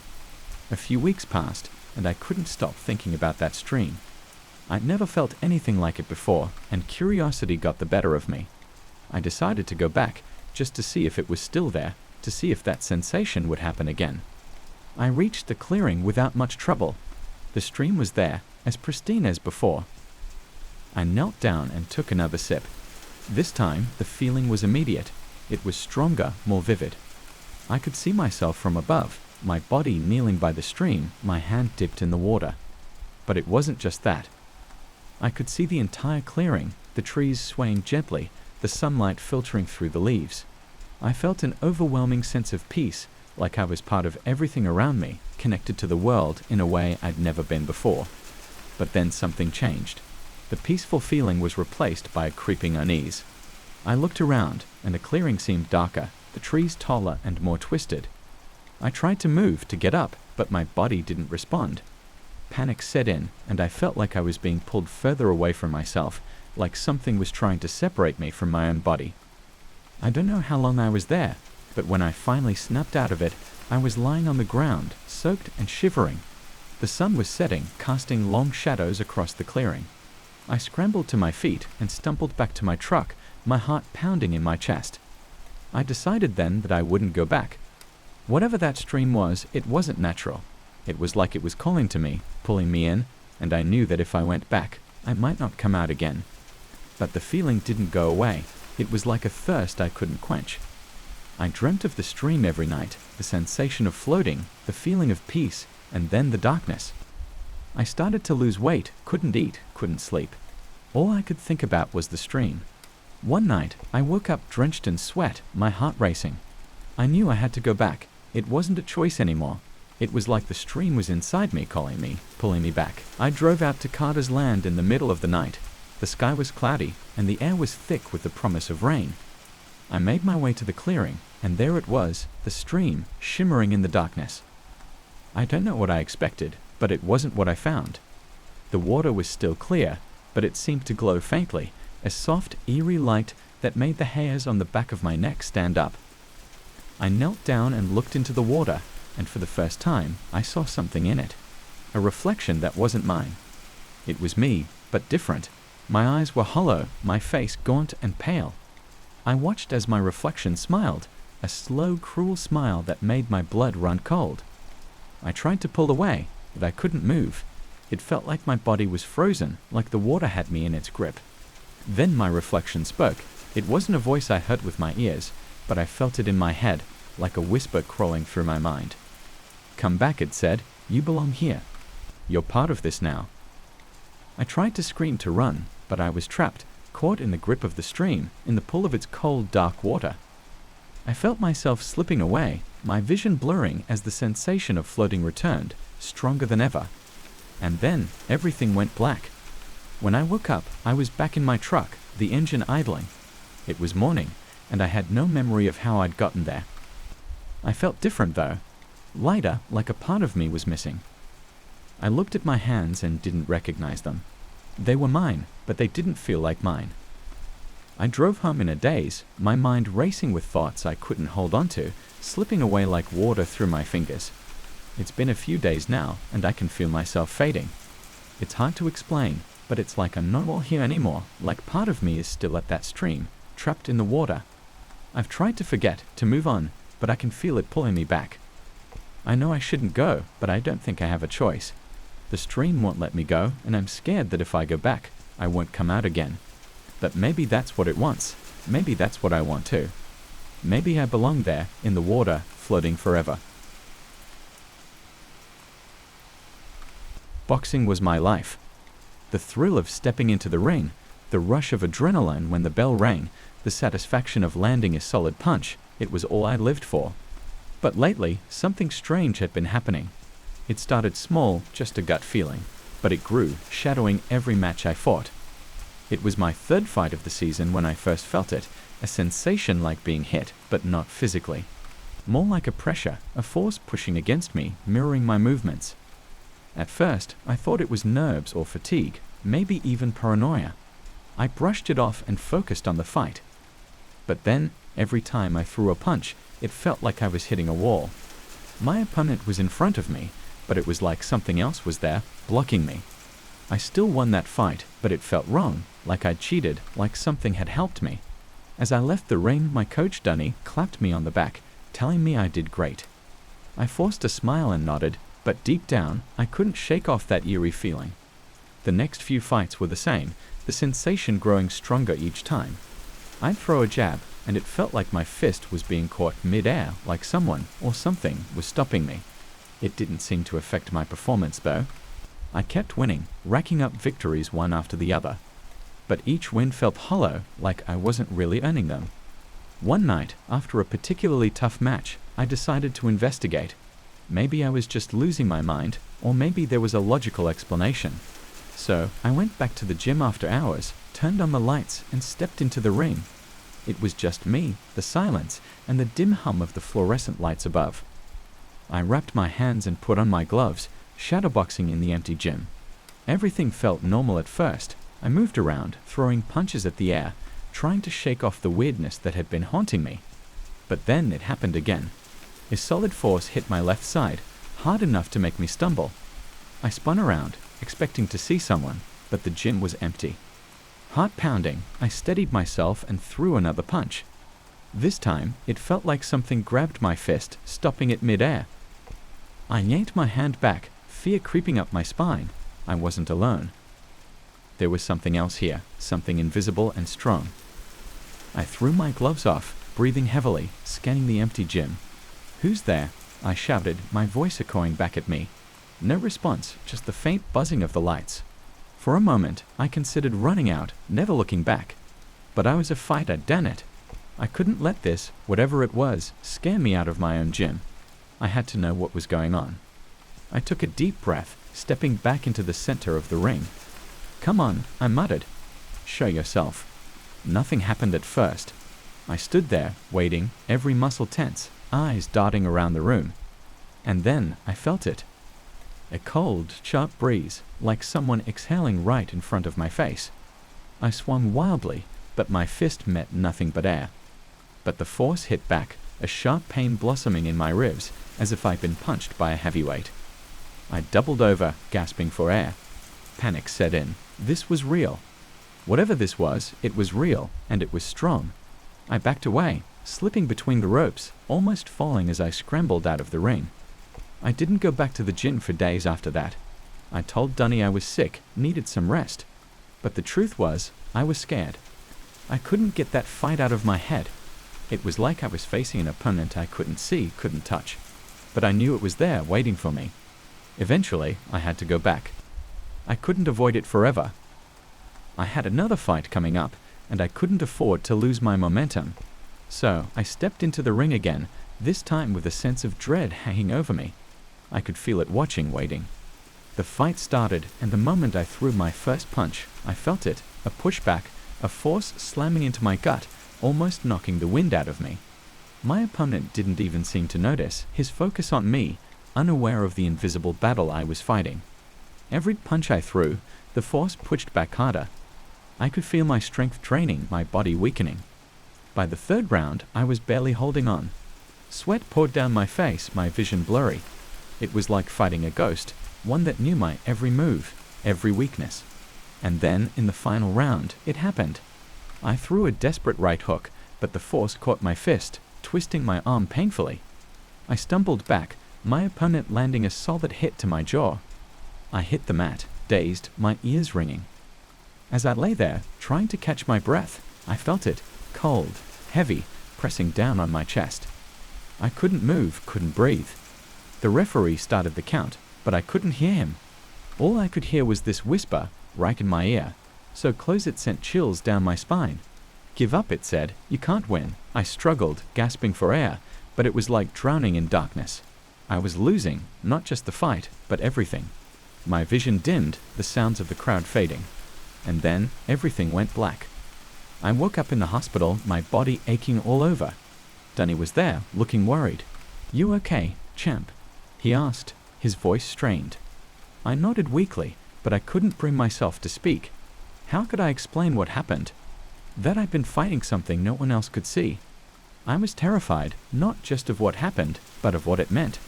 Was I cursed? Haunted? I didn't know. And the fear was eating me alive. The doctor said I needed to rest, that I'd taken a bad hit.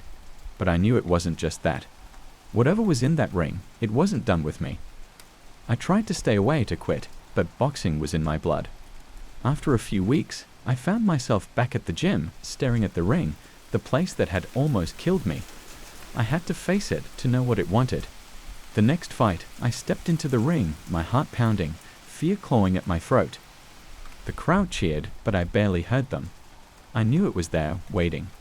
The fight began, and the force hit me immediately, harder than ever. I swung wildly, desperately, but it was like punching smoke. My opponent's punches were nothing compared to the invisible blows I was taking. By the 5th round, I was barely standing. My legs shook, my vision blurred. And then I saw it, all thought I did. A shadow, dark and twisted, right there in the ring with me. It moved as I moved, a twisted mirror image. I stumbled back, my mind reeling. This was real. It was real, and it wanted me. The final round was a blur. I don't remember much, just pain, fear, and that shadow closing in on me. I swung one last punch, a desperate weak attempt, but the force hit back, knocking me to the mat. I lay there, unable to move, my body broken. I could hear the referee counting, but it didn't matter. I couldn't get up. I knew I'd lost, not just the fight, but everything. The shadow loomed over me, dark and cold. Stay down, it whispered, its voice like ice in my ears. And I did. I stayed down, the darkness closing in, swallowing me whole. I felt myself slipping away, the cheers of the crowd fading, the lights dimming. As the final count echoed in the distance, I realized what the shadow was, my own fear, my own darkness. And it had finally won. I've been flying small planes for years, mostly taking tourists on scenic flights over the coast. It's a simple job, a bit repetitive, but the view makes up for it. It was around a month ago when I got the first request that changed everything.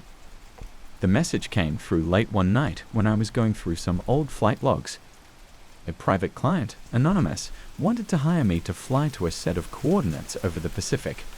The money offered was generous, too generous for a simple joyride over the ocean. I didn't think much of it at the time, just assumed it was some rich eccentric wanting to see the sea from a different perspective. The first trip was uneventful. The coordinates pointed to a spot far from any regular flight paths, just an endless stretch of blue. I flew out there, circled the area, and saw nothing but water for miles. I radioed back, and the voice on the other end, distorted and mechanical, thanked me and asked for confirmation of my exact position. When I did, they wired the payment instantly. Easy money, I thought. Little did I know, that was just the beginning. I started getting similar requests every week. The same set of coordinates, the same strange voice confirming my position. Each time I flew over that spot, something felt off. My compass would spin erratically as if it had lost its mind. I checked my instruments, but everything seemed fine. I chalked it up to magnetic interference or some technical glitch. Then on the 4th flight, I saw them, the lights. At first, they were faint, like flickering fireflies beneath the waves. I blinked, thinking it was just a trick of the light, maybe the sun reflecting off something submerged. but the lights grew brighter, swirling in patterns that made my head spin. It was mesmerizing and terrifying at the same time. I wanted to get closer to see what it was, but something deep inside told me not to. I pulled back and headed home, my heart pounding in my chest. After that, I couldn't get the lights out of my mind. They haunted my dreams, always just out of reach. I started questioning my sanity. I tried telling myself it was just bioluminescence or some natural phenomenon, but it didn't feel right. I needed answers. The next time I got the request, I was ready. I packed a camera, a high-powered one, hoping to capture whatever was down there. As I approached the coordinates, the lights appeared again, more vibrant than before, almost inviting. I lowered the plane, flying dangerously close to the water. The lights pulsed in response, spreading out beneath me like a web. I felt a strange pull, a compulsion to go lower, to touch them. But then, the voice crackled over the radio. "Altitude," it barked, breaking the spell. I jerked back to reality and pulled up, my plane shuddering as I regained altitude. I glanced down at the camera. It had been recording, but the screen was blank, static. I cursed under my breath and turned back. That night, I got another message from my mysterious employer. They doubled the payment but warned me to maintain altitude. They knew what I tried to do. I didn't reply, just pocketed the money and tried to forget about it, but it was impossible. The lights, the spinning compass, the voice, they were all connected, and I had to know how. I started digging, looking into old maritime legends and folklore. Stories of ghost ships, strange sightings, and disappearances at sea. The Bermuda Triangle came up a lot, but this wasn't in the triangle. Still, the similarities were there. Navigation instruments going haywire, eerie lights beneath the water. I found a few scattered reports from other pilots who had experienced similar phenomena, but they were dismissed as hoaxes or errors. No one seemed to take it seriously, but I knew what I saw. The last flight request came in 2 days ago. This time, it was different. The message was urgent, almost desperate. They needed me to fly out immediately, in the dead of night. I hesitated, but curiosity won out. I fueled up and took off, the night sky stretching endlessly above me. As I neared the coordinates, the compass spun wildly, more aggressive than before. The lights below were waiting, brighter and more chaotic. I tried to stay calm, but something was different. The air felt charged, almost electric. My radio crackled, the voice breaking through. "Descend," it ordered. I hesitated. They had never asked me to go lower before. My hands shook as I gripped the controls. The voice repeated, more insistent this time. "Descend." Against my better judgment, I complied. The plane dipped lower, the lights growing larger, almost blinding. My heart raced as I peered down, trying to make out shapes.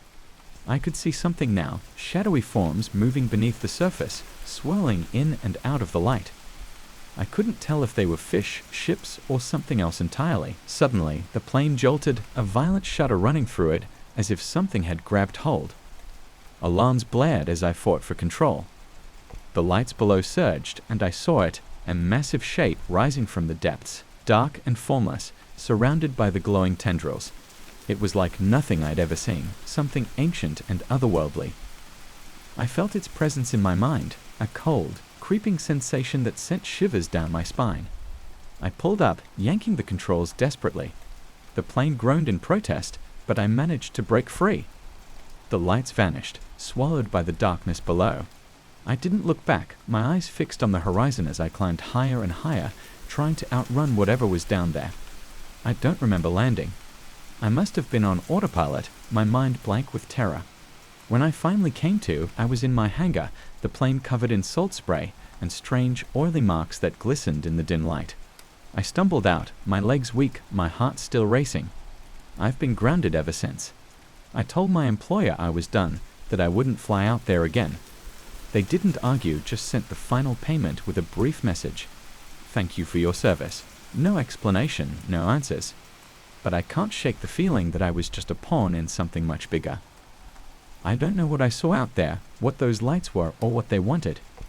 All I know is that I came too close, and whatever it was, it saw me too.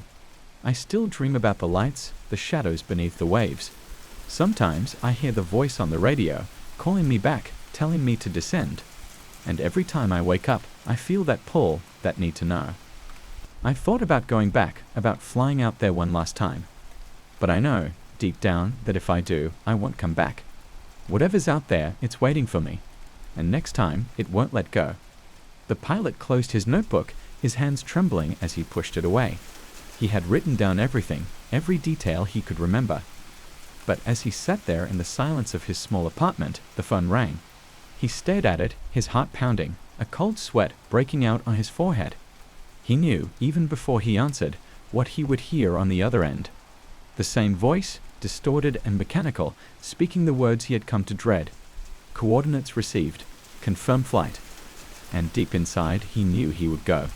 Because the lights were calling, and some part of him, some dark, twisted part, needed to see them again. I had always loved the outdoors. As a kid, summer camp was my favorite part of the year. The crackling campfires, the scent of pine, and the echo of laughter through the trees, it was all magical. So, when I got the chance to be a counselor at Whispering Pines Camp, I jumped at it. It was a dream come true. Whispering Pines was the kind of place that felt like it had been around forever.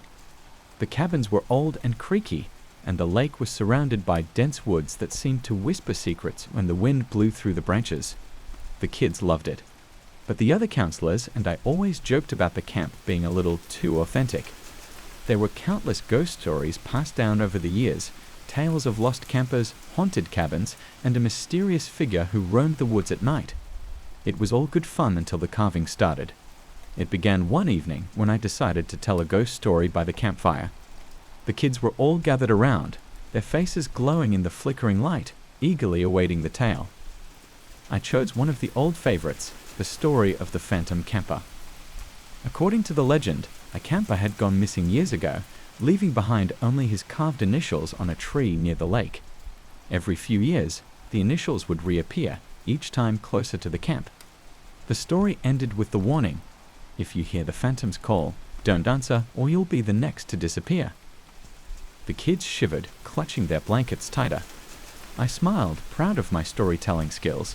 It was the perfect spooky atmosphere, and I was sure I'd have them whispering about the phantom camper for weeks. The next morning, I took the kids for a hike. We were exploring a trail near the lake when one of the kids, Tommy, a curious little guy with a knack for finding trouble, called out, "Hey, look at this." I walked over and found him staring at a tree. There, etched into the bark, were the initials PC. I frowned. I hadn't heard about any new carvings, and I was sure no one had been around this area recently. But what caught my attention the most was the style of the carving. It looked old, really old, as if it had been there for decades. I brushed it off as a coincidence. Maybe some kids from a previous camp session had done it. But later that night, I couldn't shake the feeling that something was off. The next evening, I told another ghost story. This one was about the Lady of the Lake, a spirit who supposedly haunted the waters, looking for her lost child. As the story went, she would appear on foggy nights, singing a lullaby that could lure anyone foolish enough to follow her voice into the lake's depths. The kids were hooked, and even the other counselors seemed a bit uneasy, but it was just a story, right? The following morning, I found a new carving on the same tree. This time, it was a crude drawing of a woman, her eyes wide and empty, her mouth open as if singing. Underneath the drawing, there was a series of symbols I couldn't recognize. They looked ancient, almost runic. My heart pounded as I traced the symbols with my fingers. It felt like they were burning into my skin. I took a step back, suddenly aware of how quiet it was around me. No birds, no rustling leaves, just silence. I decided not to mention the carving to the kids. I didn't want to scare them, but I couldn't shake the feeling that something was watching us.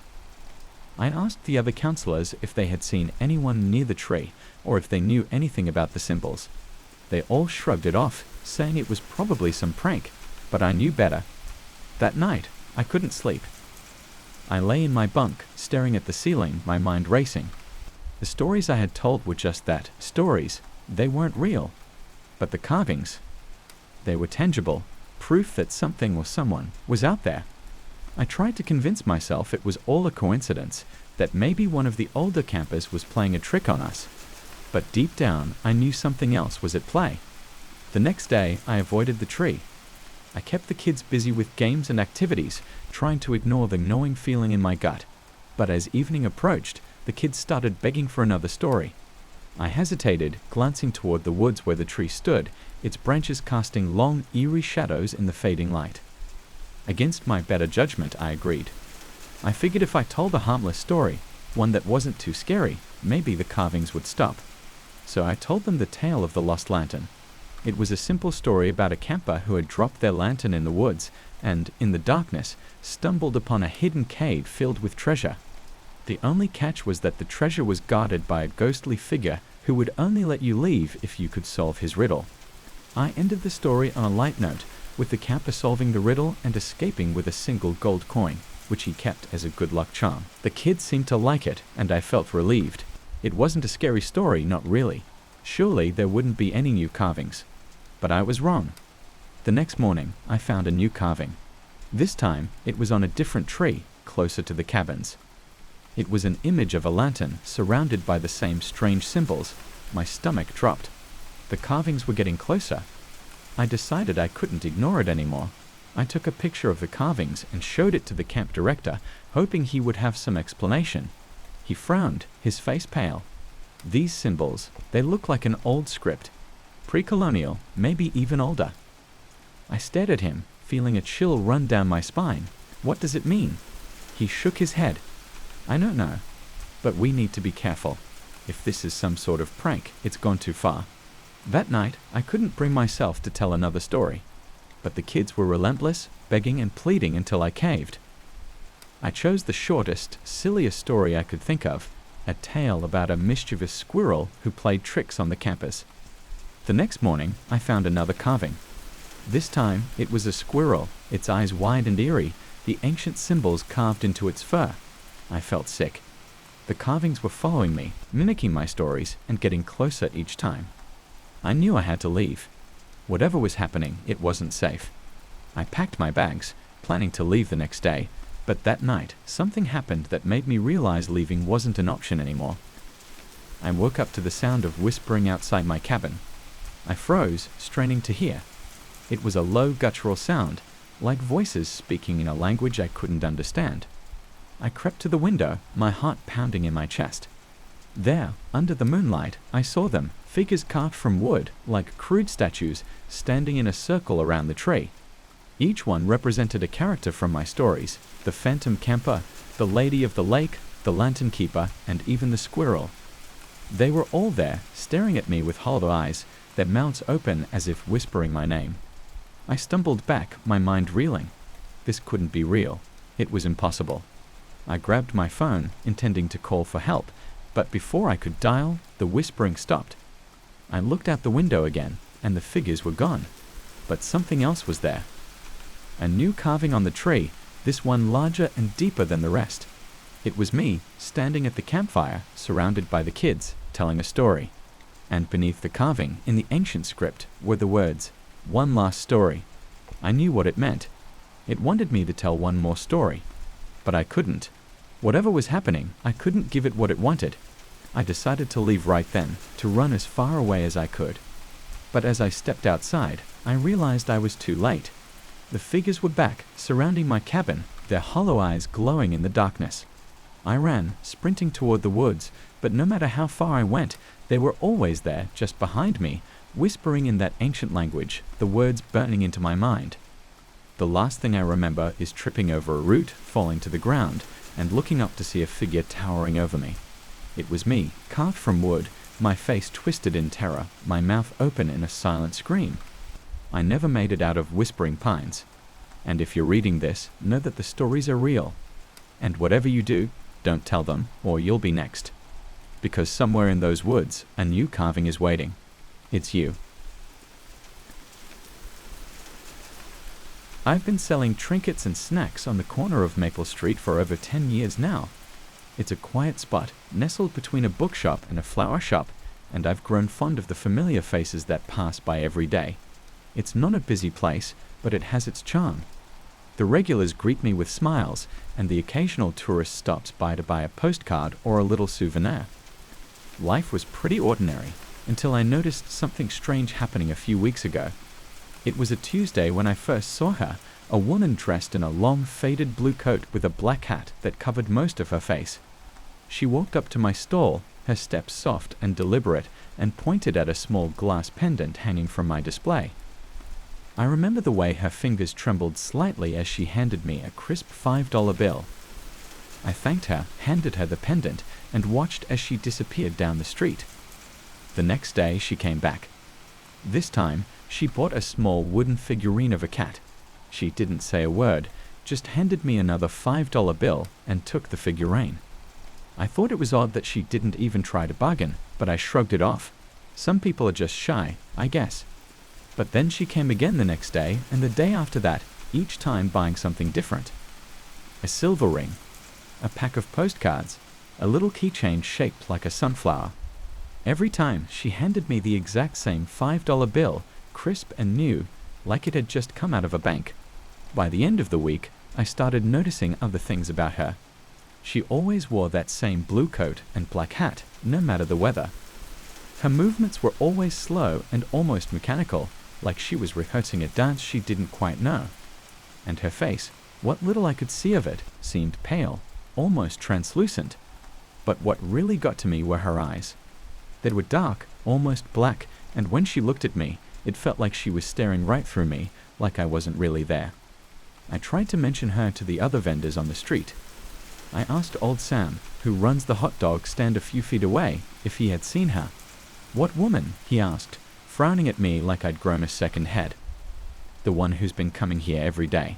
She always wears a blue coat and a black hat," I explained. He just shook his head. "I haven't seen anyone like that. You sure you're not imagining things?" That was the first time I felt the cold fingers of fear wrap around my heart. I was sure she was real. I had seen her, talked to her, taken her money, but no one else seemed to notice her. Even the other customers looked at me funny when I mentioned her. Days turned into weeks, and she kept coming. Always the same time, always the same routine. It was like clockwork. I started feeling like I was losing my mind. I even tried taking pictures of her with my phone, but every time I looked at the screen, the place where she should have been was empty. It was like she was a ghost, something not meant to be captured on camera. One day, I decided to confront her. I had to know who she was, why she kept coming, why no one else could see her. When she showed up that morning, I was ready. "Who are you?" I blurted out as she reached for a small carved owl figurine. She paused, her hand hovering over the table, and for the first time she looked directly at me. Those dark eyes seemed deeper than ever, like two endless pits. A chill ran down my spine, and I took a step back. "You can see me," she whispered, her voice barely audible, almost like a breath of wind. I nodded, my mouth dry. "Yes, I can see you, but no one else can. Why?" She tilted her head slightly, and for a moment, I thought I saw a flicker of sadness in her eyes. "They're not supposed to," she said softly. "I'm only here for you." Her words sent a jolt of fear through me, and I struggled to keep my voice steady. "What do you want from me?" She didn't answer. Instead, she turned and walked away, disappearing into the crowd like she always did. But this time, something was different. I could feel it. That night, I couldn't sleep. Her words echoed in my mind, and I felt like I was being watched, even in the safety of my own home. I tried to tell myself it was just my imagination, but deep down, I knew something was wrong. The next morning, I found something on my stall that made my blood run cold. It was the small glass pendant I had sold her the very first day. It was lying there on the table, shining in the early morning light. But there was something else too, a note written in elegant, looping handwriting. "Thank you for seeing me. I will miss our time together." I felt a cold sweat break out on my forehead as I read the words. What did she mean by that? Was she going to stop coming?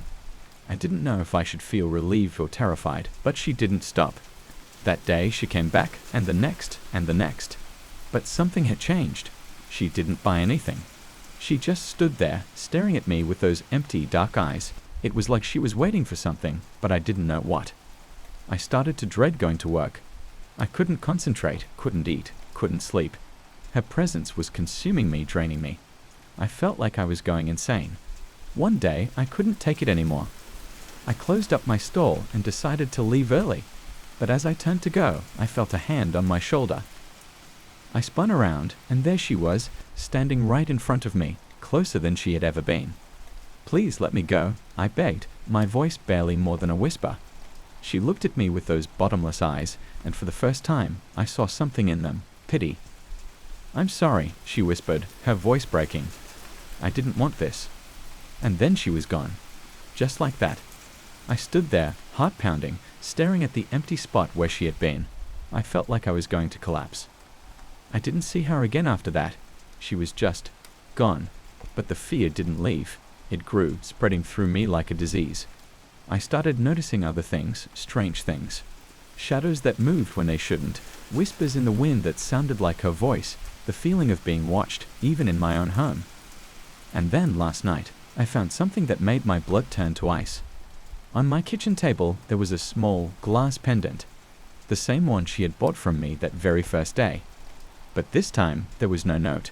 Just the pendant, lying there, mocking me. I don't know what she was or why she chose me.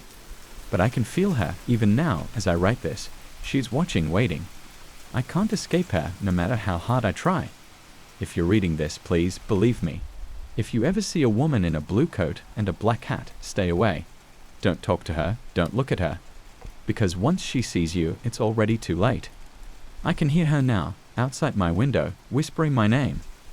I know she's here for me, and this time she's not going to let me go.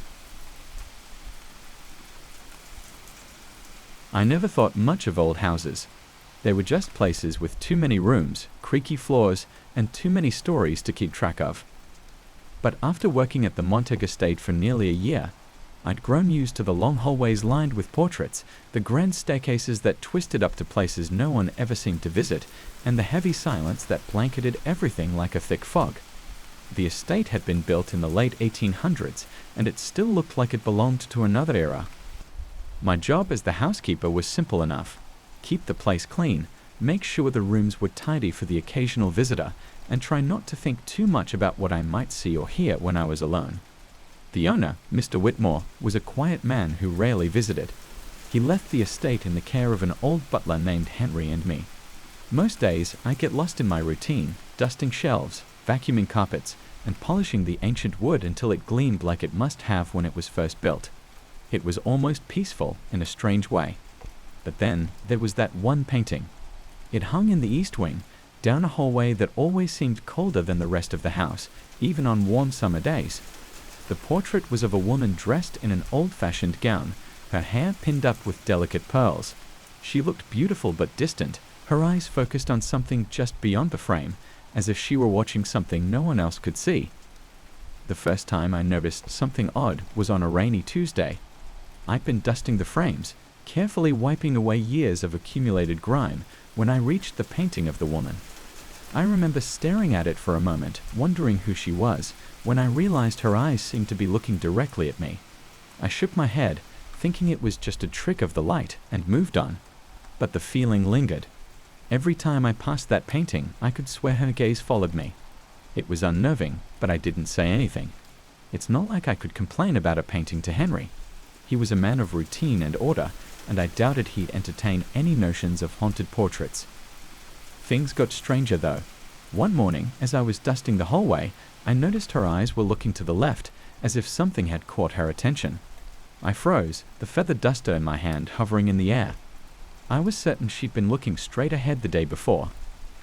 I leaned closer, trying to convince myself I was just imagining things, but the longer I stared, the more convinced I became that something was different.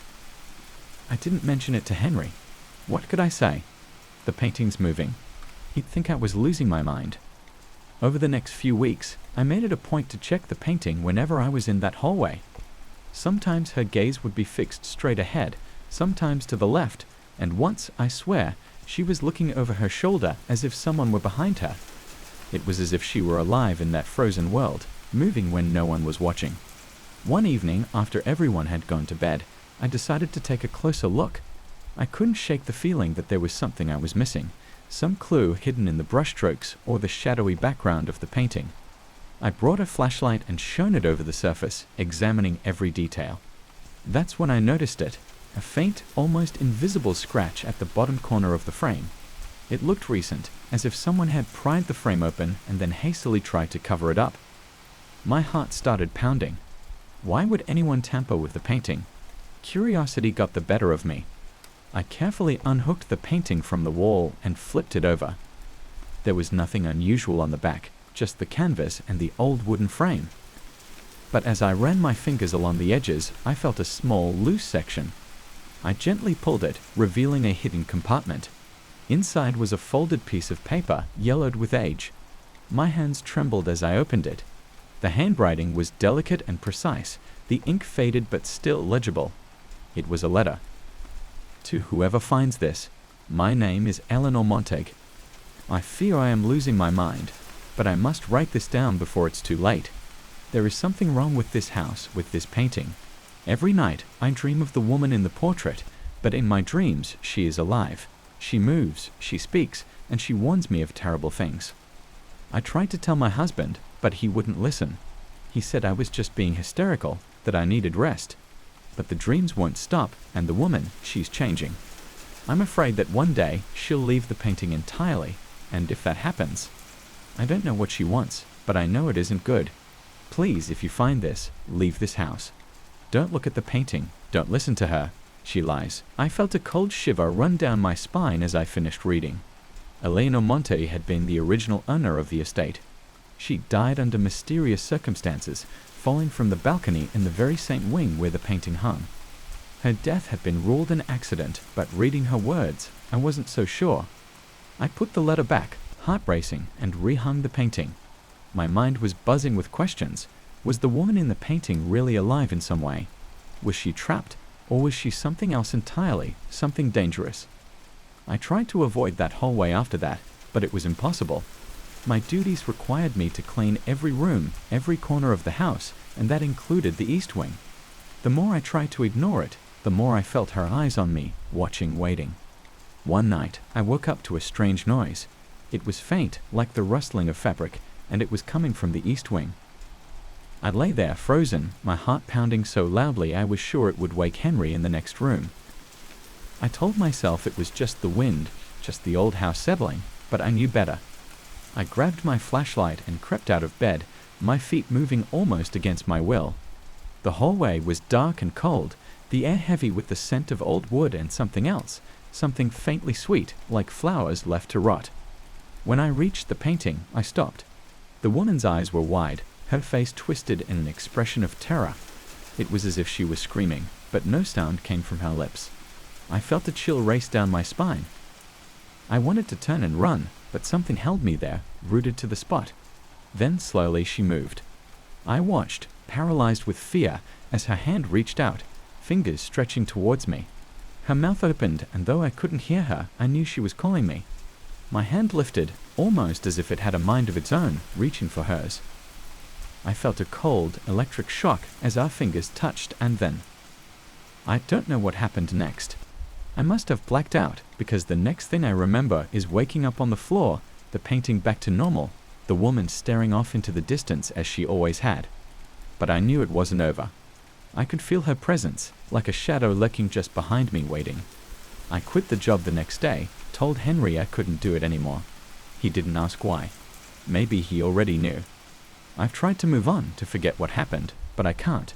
Every time I close my eyes, I see her face, her hand reaching out, and I hear her whispering my name. I've been trying to convince myself that it was all just a dream, just my mind playing tricks on me. But deep down, I know the truth. The woman in the painting is still there, still waiting. And one day, she's going to leave that frame. And when she does, I know she'll come for me. I've been dancing for as long as I can remember. It's what I live for, you know. The rush of stepping onto the stage, the music thrumming through my veins, the audience holding their breath as I move. But lately, something's been off. I can't quite explain it. It all started a couple of months ago. I had just landed the lead role in our troupe's latest production, The Phantom's Dance. A big deal, right? The rehearsals were intense, but I loved every second of it. Until one night, during a late rehearsal, something strange happened. I was alone in the theater, practicing a particularly tricky sequence. The music was blasting, and I was lost in the rhythm, sweat dripping down my face. I leaped into the air, perfectly on beat, but when I landed, the lights flickered. I brushed it off, assuming it was just a glitch, but then it happened again, and again. Each time I moved, the lights seemed to respond, casting strange, elongated shadows on the walls. I stopped, catching my breath, and stared at the dark shapes surrounding me. They seemed to stretch and contort in ways that didn't match my movements. It was like they had a mind of their own. I shook it off, laughing at myself. I was probably just tired. That's what I told myself, at least. The next day, I mentioned it to the stage manager, Mark. He's a no-nonsense kind of guy, always grumbling about something or other, but he knows this theater like the back of his hand.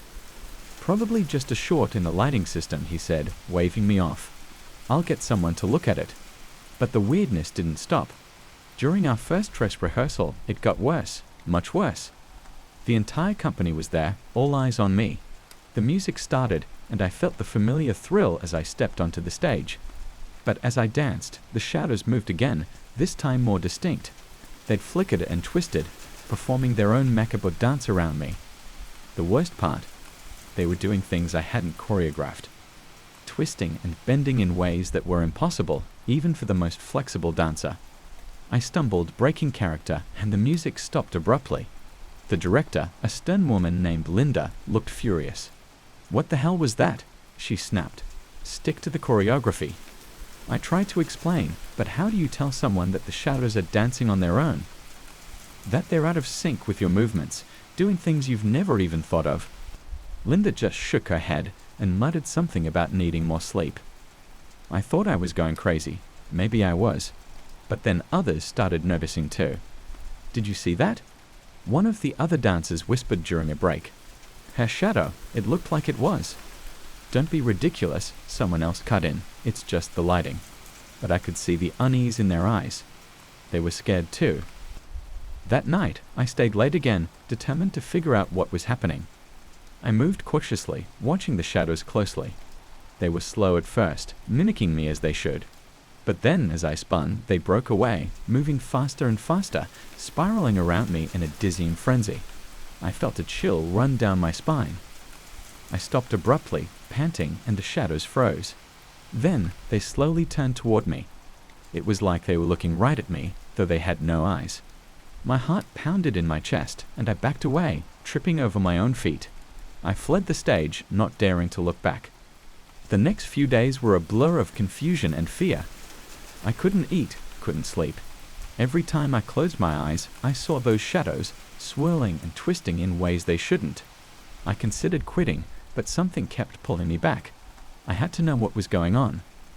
Opening night arrived, and I was a wreck. My nerves were shot, and I could barely keep my hands from shaking.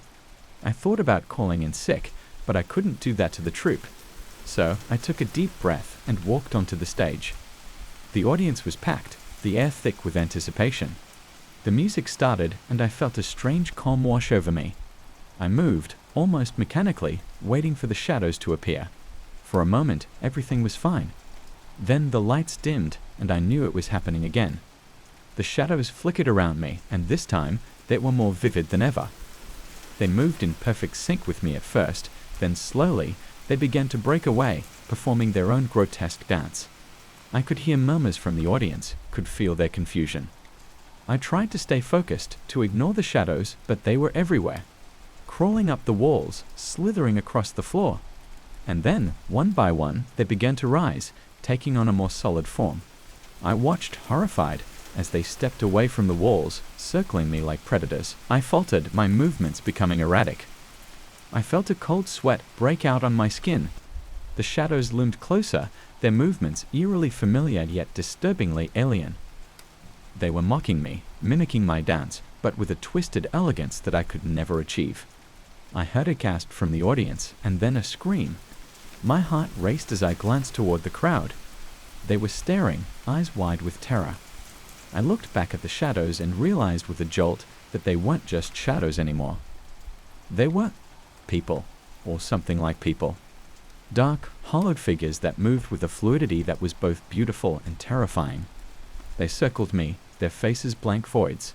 I could feel their presence, cold and suffocating. I tried to run, but my feet wouldn't move.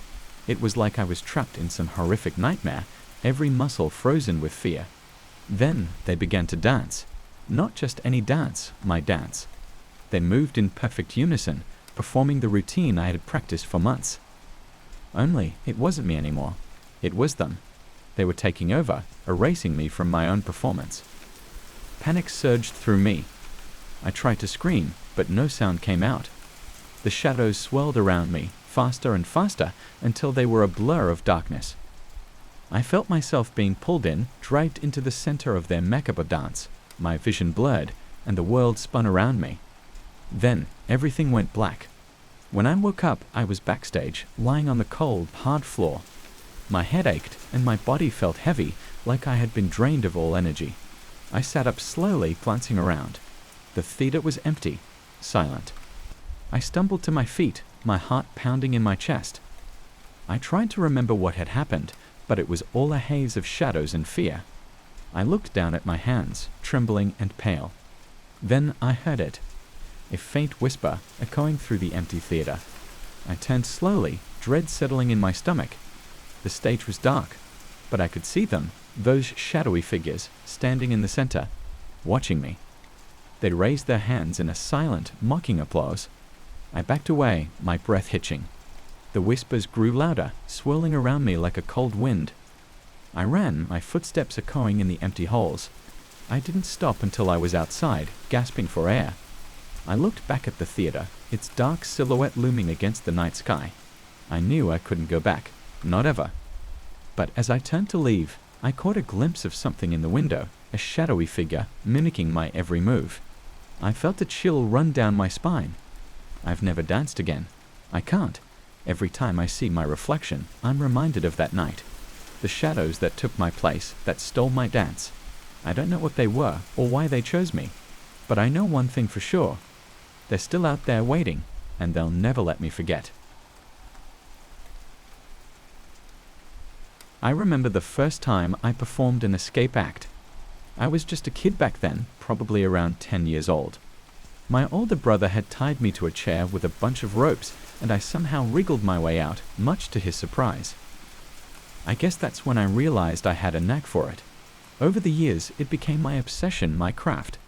I pushed the limits, going from simple handcuffs to complex contraptions with chains, ropes, and locks. The thrill of it was intoxicating. The applause, the adrenaline, the sense of mastery over something designed to confine me. But then something changed. I started noticing something odd, something that didn't make sense. It began a few months ago during a routine practice session. I was trying out a new escape device I designed, a series of interlocking chains and padlocks. As I wriggled free from the last lock, I noticed a small silver padlock around my wrist that I hadn't seen before. I didn't remember placing it there, but I assumed I must have forgotten, so I picked it open and thought nothing of it. The next day, I tried the same escape, but this time 2 unfamiliar locks appeared. One on my ankle and another on my left arm. They were old-fashioned, with intricate designs that seemed almost antique. It was strange, but I shrugged it off. Maybe I'd gotten so lost in the performance that I'd somehow locked myself up without realizing it. It sounded absurd, but what other explanation was there? Things started getting weirder when the extra locks kept appearing, regardless of how meticulous I was in setting up the initial trap. As I began, I felt a strange calm settle over me. This was it, my ultimate test. I moved swiftly, my fingers working through the locks with practiced ease. I was almost halfway through when I felt it, an icy coldness spreading through the room. I glanced down and saw them, new locks, one after another, appearing out of nowhere, binding me tighter and tighter. Panic surged through me, but I forced it down, focusing on the task at hand. I picked and twisted, my hands moving faster than they ever had before. But it was no use. For every lock I opened, 2 more took its place. My wrists were raw, my vision blurring from the effort. I was trapped, and I knew it. The room grew darker, the shadows lengthening, twisting around me like a living thing. The locks were tightening now, constricting my chest, my arms, my legs. I gasped for breath, my fingers numb, blood dripping from my hands as I fumbled with the last few locks. and then I saw it. Out of the corner of my eye, a figure in the shadows watching me. It was tall, impossibly thin, its eyes gleaming like molten silver. It didn't move, didn't speak, just watched. And I knew, deep down, that this was the source of it all. The locks, the chains, it was all a game to it, a twisted, sadistic game. I struggled, tears blurring my vision, but I couldn't break free. The locks were too tight, too many. The shadows closed in, suffocating me, and I could hear its laughter, soft, mocking, echoing in the darkness. The last thing I remember was the cold metal pressing into my skin, the sound of my own ragged breathing, and that figure watching, always watching. Then everything went black. I woke up in a hospital bed, my body bruised and battered, my hands wrapped in bandages. Max was there, his face pale and drawn. "They found you in the studio," he said quietly. "You were unconscious, covered in locks and chains. They had to cut you out." I didn't respond.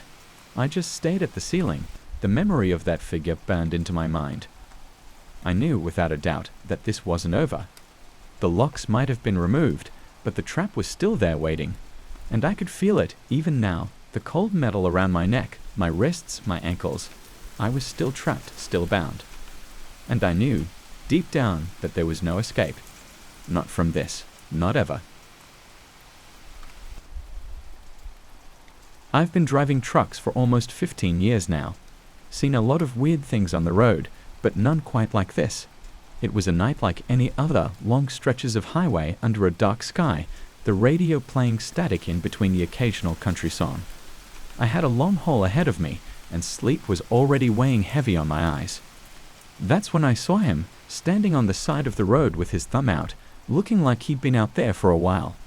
Now normally, I don't pick up hitchhikers, too many horror stories, you know. But something about this guy felt different. Maybe it was the loneliness of the night, or maybe I just needed someone to keep me awake. Either way, I found myself pulling over. The guy looked young, maybe early 20s, dressed in jeans and a jacket that seemed a little too big for him. He had this nervous energy, his eyes darting around like he was expecting something to jump out of the bushes. I asked him where he was headed, and he just shrugged, said he was going wherever I was going. That should have been my first red flag, but I ignored it and told him to hop in. He didn't talk much at first, just stared out the window, watching the trees blur by. I tried to make small talk, asked him what he was doing out here in the middle of nowhere. He hesitated before answering, like he wasn't sure how much to say. "I was in an accident," he finally muttered, his voice barely above a whisper. "A few miles back." My grip tightened on the steering wheel. "You okay? Should I take you to a hospital or something?" He shook his head. No, I'm fine. It wasn't recent. It happened a while ago." There was something odd in the way he said that, but I didn't push. Maybe he was still shaken up. Maybe he just needed a ride to clear his head. We drove in silence for a bit longer before he started talking again, this time more freely, like he had decided I was safe to open up to. "It was raining that night," he said, his eyes still fixed on the darkness outside. "I was driving back from a party, not paying much attention. I should have seen the truck coming, but I didn't." He paused, took a deep breath. I don't remember much after that.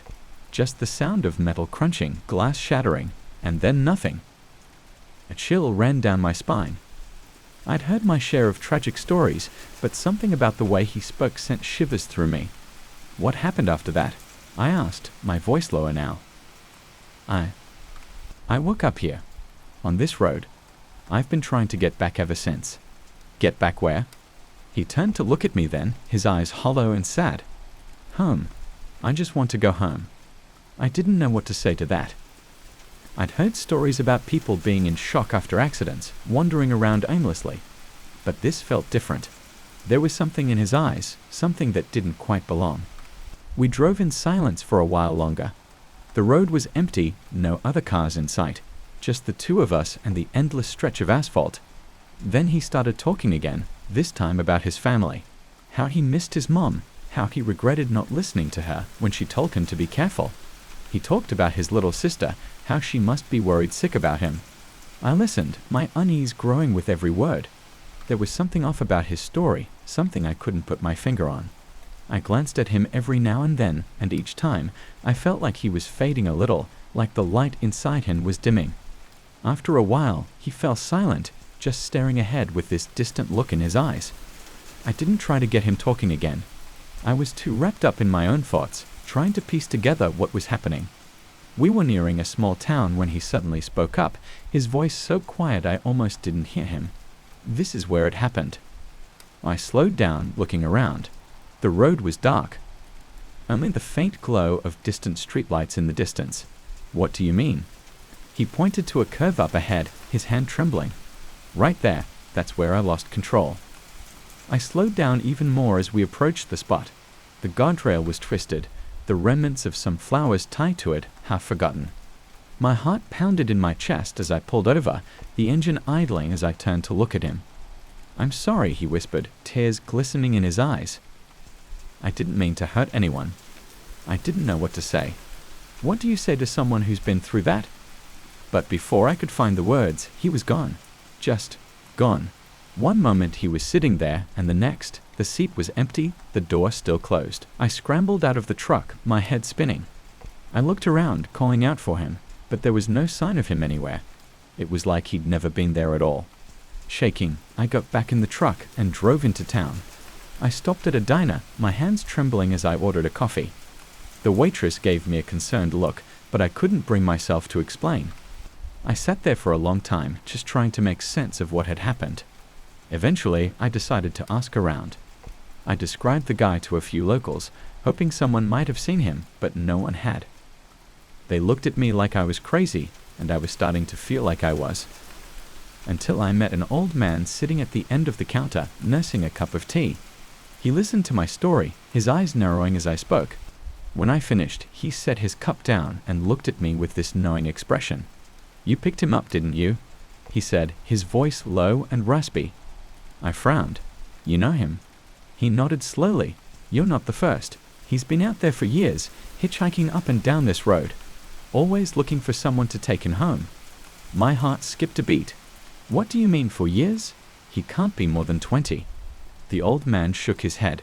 "He's been dead for nearly a decade. Died in a car crash, just like he said. They never found his body, though.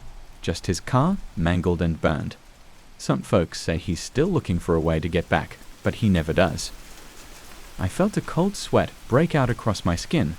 I wanted to argue to tell him he was wrong, but deep down, I knew he was telling the truth. The hitchhiker, the way he'd just disappeared, it all made sense now. I left the diner in a daze, my head spinning with everything the old man had said. I got back in my truck and drove, my hands shaking as I gripped the wheel.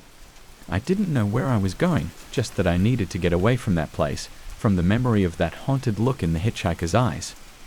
But even as I drove, I couldn't shake the feeling that he was still out there, somewhere along that lonely stretch of road, waiting for someone to take him home. The next few days were a blur. I tried to put it all behind me, but it felt like I was carrying the weight of that encounter wherever I went. Every time I closed my eyes, I saw his face, heard his voice. I couldn't shake the feeling that I'd missed something, that there was more to his story. I started doing some research. I found out that there had indeed been a crash on that road almost 10 years ago.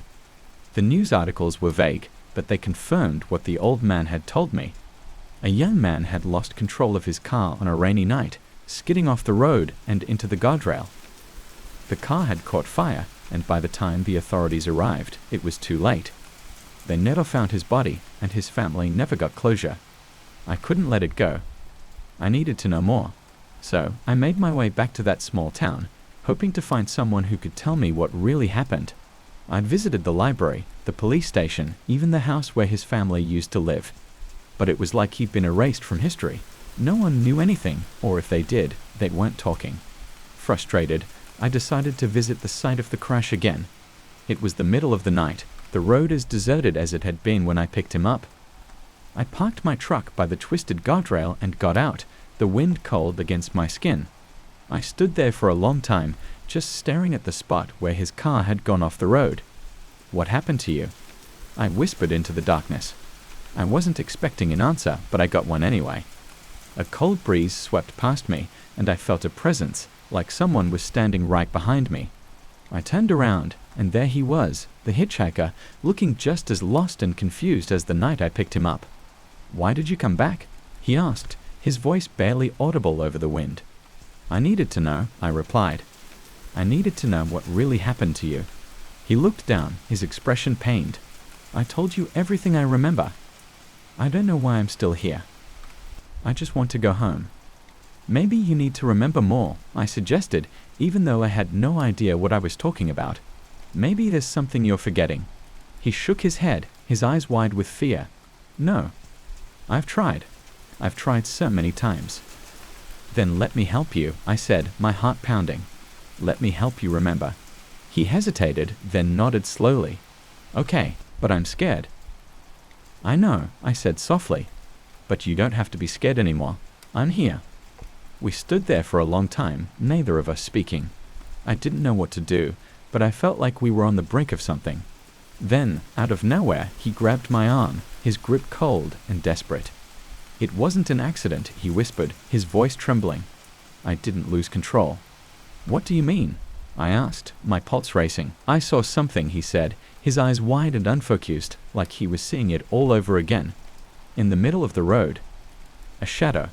It looked like a person, but it wasn't. It was just standing there watching me. I swerved to avoid it, but it was too late. I crashed, and then, I don't remember anything after that. A chill ran down my spine. A shadow?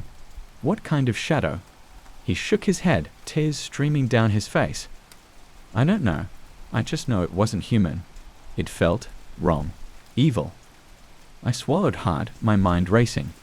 And you've been stuck here ever since. He nodded, his expression haunted. I've tried to leave, but I can't. Every time I think I'm getting closer, I end up right back here. I took a deep breath, trying to make sense of it all. Maybe it's that shadow. Maybe it's keeping you here. But why? He asked, his voice breaking. Why me?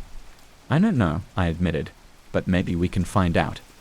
We spent the rest of the night driving up and down that stretch of road, searching for any clue that might explain what had happened. But there was nothing. No sign of the shadow he described, no hint of anything out of the ordinary. As dawn approached, I pulled over, exhausted and frustrated. I'm sorry, I said, turning to him. I don't know how to help you. He looked at me, his eyes filled with sadness. It's okay, you tried. That's more than anyone else has done. We sat there in silence, the first light of day breaking over the horizon. I felt a crushing sense of failure, like I'd let him down. But then something strange happened. The air around us seemed to shift, the temperature dropping suddenly. I looked around, my heart pounding. Do you feel that? He nodded, his eyes wide with fear. It's here. And then I saw it, a dark shape emerging from the trees, moving toward us with a slow, deliberate gait. It wasn't human, but it had a vaguely humanoid form, its body made of swirling shadows. I felt a cold wave of terror wash over me as it approached, its eyes, if you could call them that, locked onto the hitchhiker. No, he whispered, backing away. Please no. I moved to stand between them, my heart racing. What do you want? The shadow didn't respond, just kept coming, its form shifting and writhing like smoke. I felt an overwhelming sense of dread, like I was standing on the edge of a cliff, about to be pushed over. Leave him alone. I shouted, my voice trembling. But it didn't stop. It reached out, a tendril of darkness wrapping around the hitchhiker, pulling him toward it. He struggled, his face twisted with fear and pain, but he couldn't break free. Help me, he cried, his voice filled with desperation. I lunged forward, grabbing his arm, trying to pull him back. But it was like trying to pull someone out of quicksand. The more I struggled, the tighter the shadow's grip became. I'm sorry, I whispered, tears streaming down my face. I'm so sorry. And then, in a sudden rush, he was gone, swallowed up by the darkness. The shadow lingered for a moment, its form towering over me, before it slowly dissipated, leaving nothing but the cold wind in its wake. I collapsed to the ground, my body trembling with shock and exhaustion. I didn't know what had just happened, but I knew one thing for sure. I'd failed. I hadn't been able to save him. I don't remember much after that. Somehow, I made it back to my truck and drove aimlessly for hours, my mind numb. When I finally pulled over, I realized I was at the same diner where I'd first heard about the hitchhiker. I stumbled inside, my legs feeling like they were made of lead. The old man was there, sitting in his usual spot. He looked up as I approached, his eyes narrowing as he took in my disheveled appearance. "You saw it, didn't you?" he asked quietly. I nodded, my throat too tight to speak. He sighed, shaking his head. "I told you not to go back. Some things are best left alone." I sat down across from him, my hands shaking. "What was it?" He hesitated, then leaned closer, his voice barely a whisper. "Some say it's a spirit, something that's lost and angry. It feeds on grief, on those who can't let go. It's been around for as long as anyone can remember, always haunting that stretch of road." "And the hitchhiker?" I asked, my voice cracking. "He's not the first," the old man said, his eyes sad. "And he won't be the last. It latches onto them, keeps them there, trapped in that loop. They're just as much a part of it as the shadow itself." I felt a cold, hollow emptiness settle in my chest. I had thought I could help him, but I'd been wrong. Whatever that thing was, it was beyond my understanding, beyond anything I could hope to fight. I left the diner in a daze, the old man's words echoing in my mind. I drove away from that town, away from the memories of that night, but I knew I would never really leave it behind. I still see him sometimes, in my dreams, standing on the side of the road with his thumb out, looking for a way home. But now, I know better. There are some roads you don't go down, some shadows you don't chase, because sometimes you find more than you were looking for. And sometimes you lose yourself in the process. It all started with something small, as these things often do. I remember the first time I noticed it. I had just returned from a quick run to the grocery store, only to find that my living room curtains were open. I distinctly remember closing them before I left. I'm a stickler for privacy. I always make sure my curtains are drawn, doors locked, and windows shut before I step out. I dismissed it as a lapse in memory. Maybe I was in a hurry. It had been a long week, and work was taking a toll on me. But then it happened again. I came home from work the following day, and my coffee table had moved a few inches to the left. I didn't think much of it until I realized I had vacuumed around it that morning and placed it perfectly back in its usual spot. I felt a slight chill run down my spine, but I shook it off.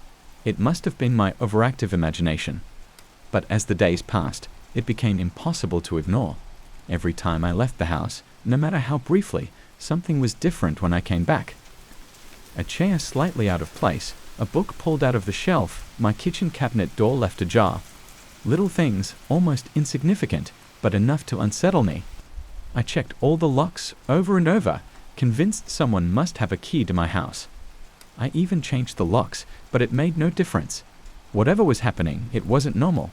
It was as if my home was alive, shifting and changing when I wasn't there to see it.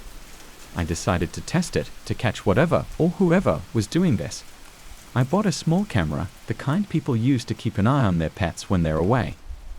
I set it up in the living room, facing the entrance and covering the entire room. If anyone was coming in, I'd catch them on tape. I left for work that morning, feeling a strange mix of fear and excitement. I kept my mind occupied throughout the day, but when I finally got home, I felt my heart race. The first thing I noticed was the smell. A faint, metallic scent, like old coins or rusted metal. I had never noticed it before, and it made my skin crawl. I rushed to check the camera. My hands shook as I played back the footage. For the first few hours, nothing happened. Just an empty room, sunlight filtering through the windows, dust motes dancing in the air. But then, just past noon, the camera glitched. A faint distortion rippled across the screen, and when the image cleared, everything was different. The curtains, which I had left open, were now closed. The coffee table, perfectly aligned with the rug that morning, was now crooked. And then there was a figure, faint, almost translucent, standing in the middle of the room. It didn't move, didn't do anything but stand there, staring directly at the camera. My blood ran cold. I rewound the footage, watched it again and again, but it was always the same. The figure was only visible for a split second before the camera glitched again, and everything went back to normal. I didn't sleep that night. I couldn't shake the feeling that I wasn't alone, that whatever was in the house with me was watching, waiting. Days turned into weeks, and the changes became more frequent, more intense. My furniture wasn't just moving a few inches anymore. Entire rooms were being rearranged. My kitchen was upside down one day, pots and pans hanging from the ceiling like some twisted art installation. My bedroom looked like a storm had blown through it, the bed overturned, sheets shredded. The figure appeared more often on the camera, always for just a moment before the footage glitched. It never moved, never made a sound. Just stood there watching. I started to think of it as the Watcher. I was afraid to leave the house, but I was even more afraid to stay. I reached out to a friend, someone who knew about these things. A paranormal investigator, if you can believe it. I showed her the footage, told her everything. She listened, eyes wide, face pale. "You need to get out of there," she said, her voice trembling. "Whatever it is, it's not human. It's feeding off your fear, your energy. It's getting stronger." But I couldn't leave. It was my home. Where would I go? And what if it followed me? I tried everything. I burned sage, hung up protective charms, even had a priest come and bless the house. Nothing worked. The activity only got worse. My walls bled with strange symbols, and mirrors cracked on their own. Every time I left, I returned to a house that was more and more unfamiliar. The Watcher started appearing outside the camera's view. I'd catch glimpses of it in mirrors, reflections in windows. Just a shadow, a figure standing behind me. I stopped sleeping, stopped eating. I was a wreck, constantly on edge, jumping at every sound. I tried staying away from home, but no matter where I went, I felt its presence. It was like I was being haunted, followed. I could feel its eyes on me, even in broad daylight. One night, I woke up to find it standing at the foot of my bed. I screamed, but no sound came out. I was paralyzed, unable to move, unable to breathe. It leaned over me, its face, or what should have been a face, was just darkness, a void that seemed to suck all the light from the room. "Leave," it whispered, a voice like dead leaves rustling in the wind. "Leave now, or you will never leave." I finally understood. It didn't want me to leave the house. It wanted me out of the way. It was claiming the house, taking over, and I was just a nuisance, a bug to be squashed. I packed a bag and left that night. I didn't care where I was going, just drove until the sun rose. I stayed with a friend, too afraid to go back. But curiosity got the better of me. A week later, I returned. The house was empty, but not in the way I expected. It was stripped bare. Every piece of furniture, every trace of my life there, gone. It was like I had never lived there at all. I went room to room, calling out, but all I heard was the echo of my own voice. And then I found it. A note, scrawled in blood on the living room wall. "You were never here." I left and never looked back. I moved to a new city, started over. But the fear never left me. I still feel its presence sometimes, in the shadows, in the quiet moments just before I fall asleep. I know it's out there watching, waiting for me to slip up. A few months ago, I got a call from a realtor. She said she was showing the house to a potential buyer and wanted to ask me a few questions. I told her everything, warned her not to sell it, to burn it to the ground if she could. She laughed it off, said I was just being dramatic. The house was sold the next week. Last night, I got a letter in the mail. No return address, just a single sheet of paper with a message written in the same scrawled handwriting. "You were never here." I know it's not over. It's still out there, still watching, and one day it will come for me again. I remember it like it was yesterday, even though every second since feels like I'm trapped in a never-ending loop. I was on my usual shift, the radio crackling with reports of minor incidents and the occasional request for backup. My partner, Steve, was dozing off in the passenger seat, his head leaning against the window.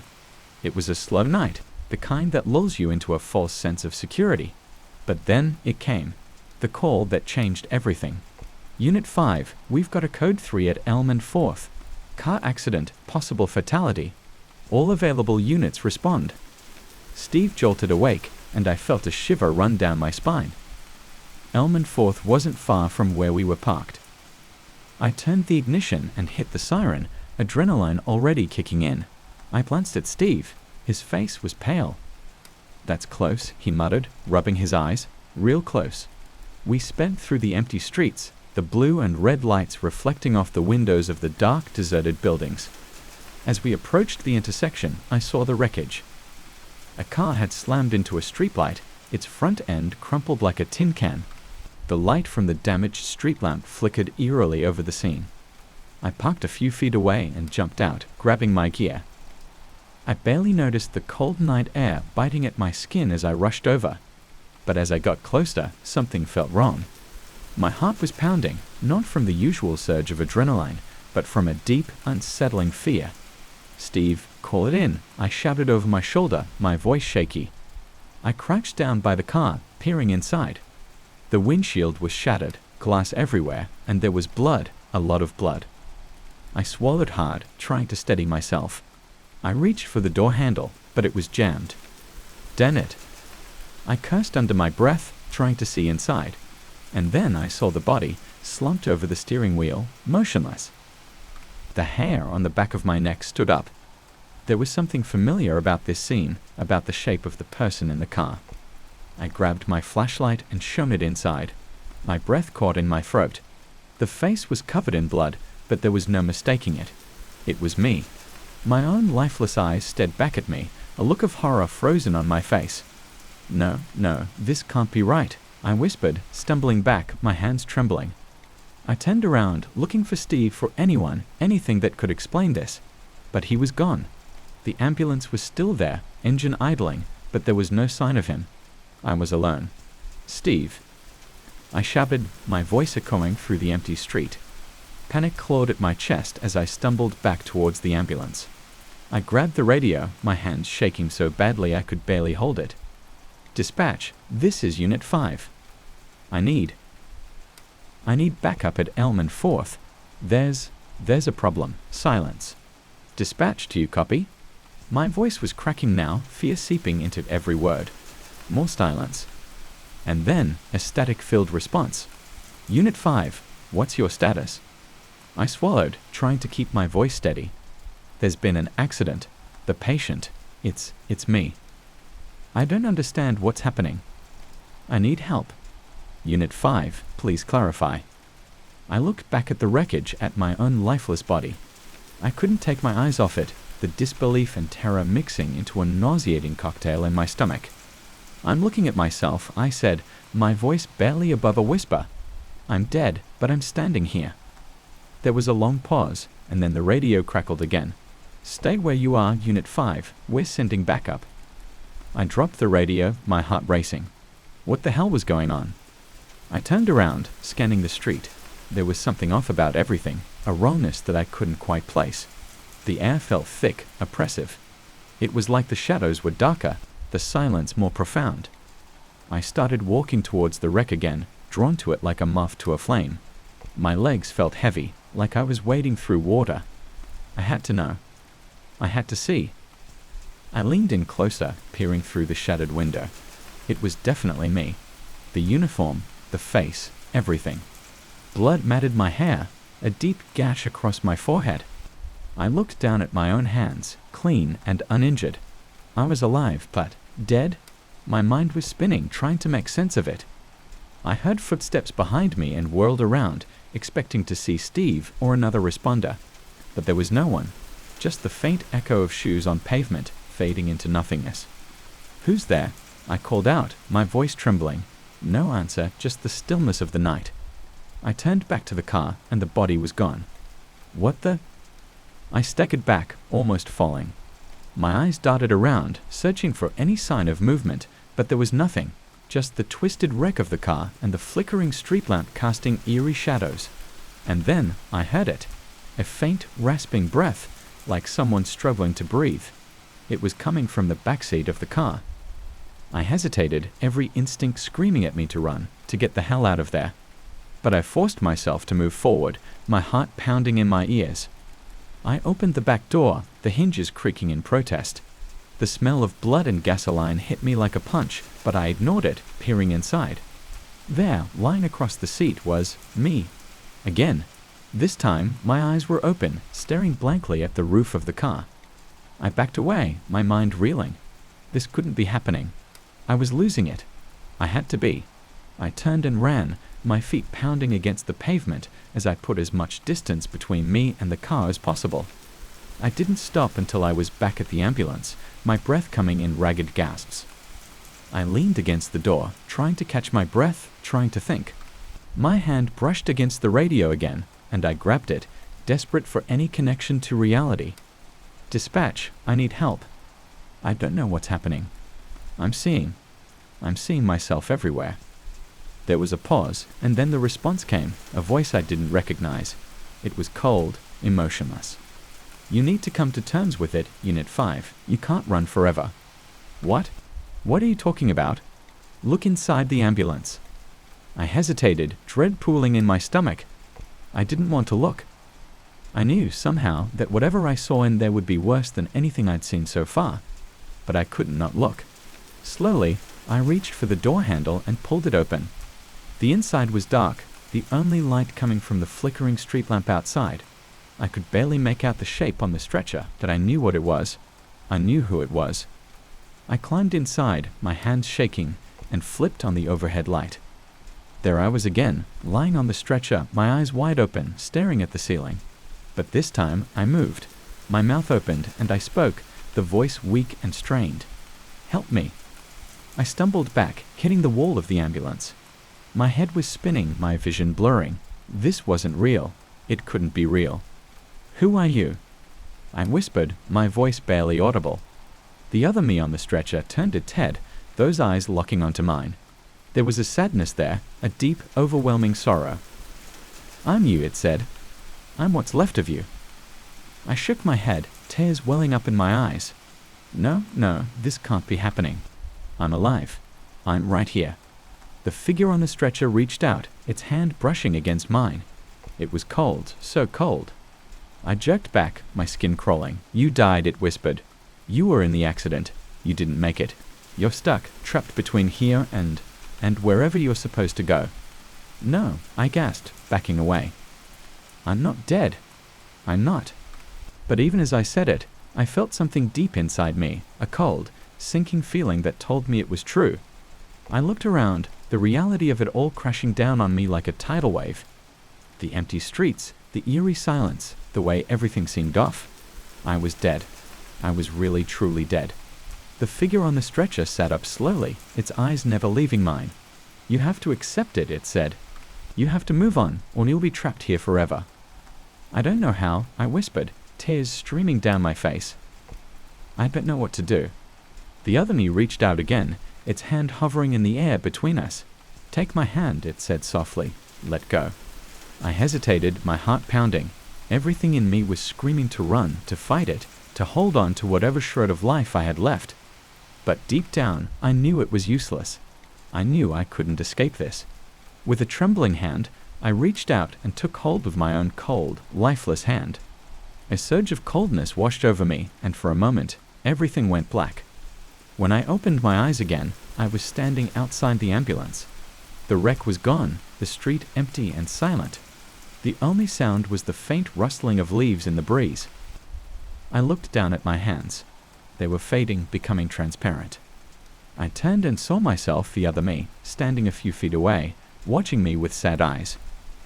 I felt a strange sense of peace wash over me as I realized what was happening. I was letting go. I was finally moving on.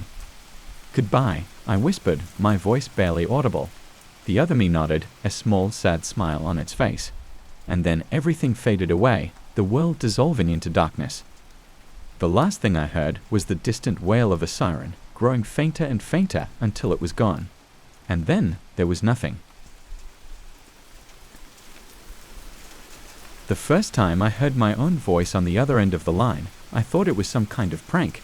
It was around 2:30 in the morning, and I was jolted awake by the piercing ring of my phone. You know how disorienting it is to wake up in the middle of the night like that, right? Everything's blurry, your brain's still half dreaming, and all you want to do is shut off the noise and go back to sleep. But something about that call, the urgency of it, made me pick up. Hello, I mumbled, my voice groggy. Don't leave the house tomorrow. The voice was familiar, eerily so. It sent chills down my spine. Who is this? I asked, now more awake. It's me. It's you, the voice said, and I swear my heart stopped. The tone, the inflection, even the slight stutter when nervous, it was all exactly like mine. I was so confused and freaked out that I just hung up, thinking I was still dreaming. I lay there for a while, staring at the ceiling, trying to make sense of it. But eventually, sleep pulled me back under, and I convinced myself that it was just a weird, vivid nightmare. The next morning, I woke up with that strange sense of dread lingering, like a shadow clinging to the back of my mind. I shook it off, blaming it on the eerie call or dream, whatever it was. I tried to push it aside as I got ready for work, but as I went through my morning routine, the words kept echoing in my head, "Don't leave the house tomorrow." I couldn't get it out of my mind. I went to the kitchen, made coffee, but the feeling of unease grew with each passing second. I thought about calling in sick, but I had a big presentation at work. It wasn't like me to back down because of a stupid dream. I decided to ignore it and went about my day as usual. The day went by uneventfully. The presentation went well, and I almost managed to convince myself that the phone call was just a figment of my imagination. But that night, as I was brushing my teeth, the phone rang again. My heart rate spiked as I looked at the screen. There was no caller ID, just a blank screen. With a shaky hand, I picked it up. "Hello. Why didn't you listen?" It was my voice again, cold and accusing. "Who the hell is this?" I demanded, fear and anger mixing in my gut. "You should have stayed home." "Now it's too late," the voice replied, and I could hear it trembling. Was that fear? Regret? Before I could say anything, the line went dead. I stood there, staring at my reflection in the bathroom mirror, my toothbrush dangling from my hand. My reflection looked just as confused and scared as I felt. I tried calling the number back, but it didn't go through. I even checked the call log, but there was no record of the call. Nothing. I must have looked at my phone a dozen times before convincing myself to let it go. But that night, sleep eluded me. I kept tossing and turning, my mind racing with possibilities. The next morning, I decided to stay home. I called my boss and faked a bad cough, then spent the day in front of the TV, trying to distract myself. But it was no use. Every little sound made me jump, and I kept glancing at my phone, half expecting it to ring again. By the time evening rolled around, I felt ridiculous. Nothing had happened. Maybe it was just some sick prank, or maybe I was losing my mind. I had almost convinced myself to go out and get some fresh air when my phone rang again. I hesitated, my finger hovering over the answer button. Then I took a deep breath and picked up. "Hello. Don't leave the house tonight," my voice, whispered. "What's going on?" I pleaded, my voice cracking. "Why are you doing this?" "Please just listen," the voice said, softer now, almost pleading. "Something terrible is going to happen if you leave. Please don't go out." The line went dead again, leaving me trembling. I sat down on the couch, my head in my hands. I didn't know what to do. Part of me wanted to ignore the call, to prove that I wasn't going to be scared off by some creepy voice on the phone, even if it did sound like me. But a bigger part of me, the part that was absolutely terrified, kept thinking, what if it's true? I ended up locking all the doors and windows and stayed on the couch, my eyes glued to the TV but not really watching it. I just wanted the night to pass, for this nightmare to end. It was around midnight when I heard it, a soft knock on the door. My heart leaped into my throat, and I stared at the door, my pulse pounding in my ears. I got up slowly, my legs shaking, and crept over to the door. I peered through the peephole, but there was no one there. The knocking came again, louder this time. I jumped back, nearly tripping over my own feet. My phone buzzed in my pocket, and I fumbled to answer it. "Hello," I whispered, my voice barely audible. "Don't open the door." It was my voice again, urgent and breathless. "What's happening?" "Who's there?" I cried, panic rising in my chest. "Don't open the door. Please," the voice begged. "Just stay away from it. It's not safe." I stared at the door, my heart hammering. The knocking stopped, and everything went eerily quiet. I stood there, my phone pressed to my ear, listening to the silence on the other end of the line. Then, without warning, there was a loud crash from the back of the house, like something heavy had fallen. I spun around, my mind racing. I was about to run to the back when the voice came through the phone again. "Don't go back there," it was practically screaming now. "What do I do?" I cried, my voice breaking. "Hide. Just hide, and don't make a sound." I didn't need to be told twice. I scrambled into the small closet in the hallway, squeezing myself into the corner, my phone clutched tightly in my hand. I could hear my own ragged breathing echoing in the small space. For a few minutes, there was nothing but silence. Then I heard it. Soft, shuffling footsteps moving through the house. I bit down on my lip to keep from screaming. The footsteps grew closer, stopping right outside the closet door. I could barely breathe, my entire body frozen in terror. There was a long, agonizing pause, and then the doorknob began to turn slowly. I squeezed my eyes shut, bracing myself for whatever was on the other side. The door creaked open, and I could feel someone, standing there, looking at me. I didn't dare open my eyes, didn't even breathe. My heart was pounding so hard I was sure whoever was there could hear it. The door closed softly, and the footsteps retreated down the hall. I stayed there, huddled in the closet, for what felt like hours, too terrified to move. When I finally found the courage to peek out, the house was empty. I stumbled out of the closet, my legs barely holding me up. I checked every room, but there was no sign of anyone.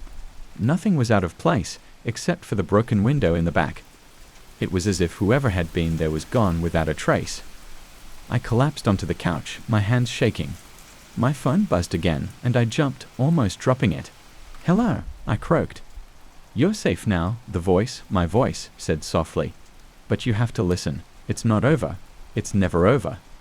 The line went dead, and I just sat there, staring at my phone, feeling more lost and scared than ever.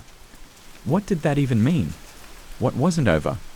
I didn't sleep at all that night. I just sat there, clutching my phone, waiting for something else to happen.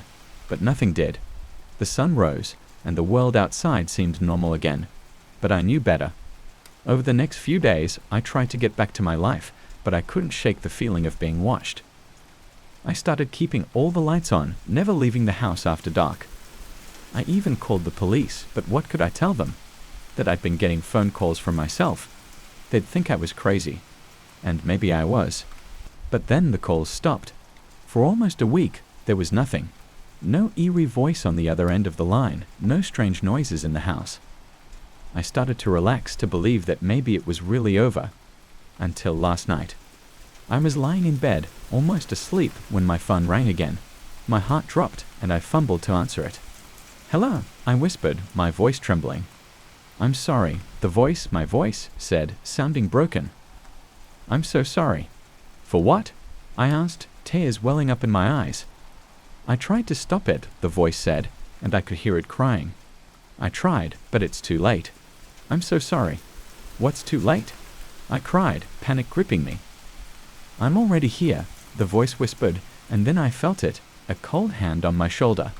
I whipped around, my phone falling from my hand, but there was no one there, just the empty room, dark and silent. I was shaking, my heart pounding, when I heard it. The faint sound of breathing coming from behind me. I turned slowly, my whole body numb with fear. And there it was, standing in the doorway. It looked like me, but its eyes were wrong. They were empty, hollow, and staring right at me. "I'm sorry," it whispered, my own voice echoing back at me. I tried to scream, but no sound came out. I just stood there, frozen, as it stepped closer, its cold, dead eyes never leaving mine. And then, everything went black. When I woke up, I was lying on the floor, my phone next to me. The house was quiet, but I could feel it. Something was different. I stood up, my body aching, and looked around. Everything seemed the same, but I knew. I could feel it in my bones. Something terrible had happened. Something I couldn't remember.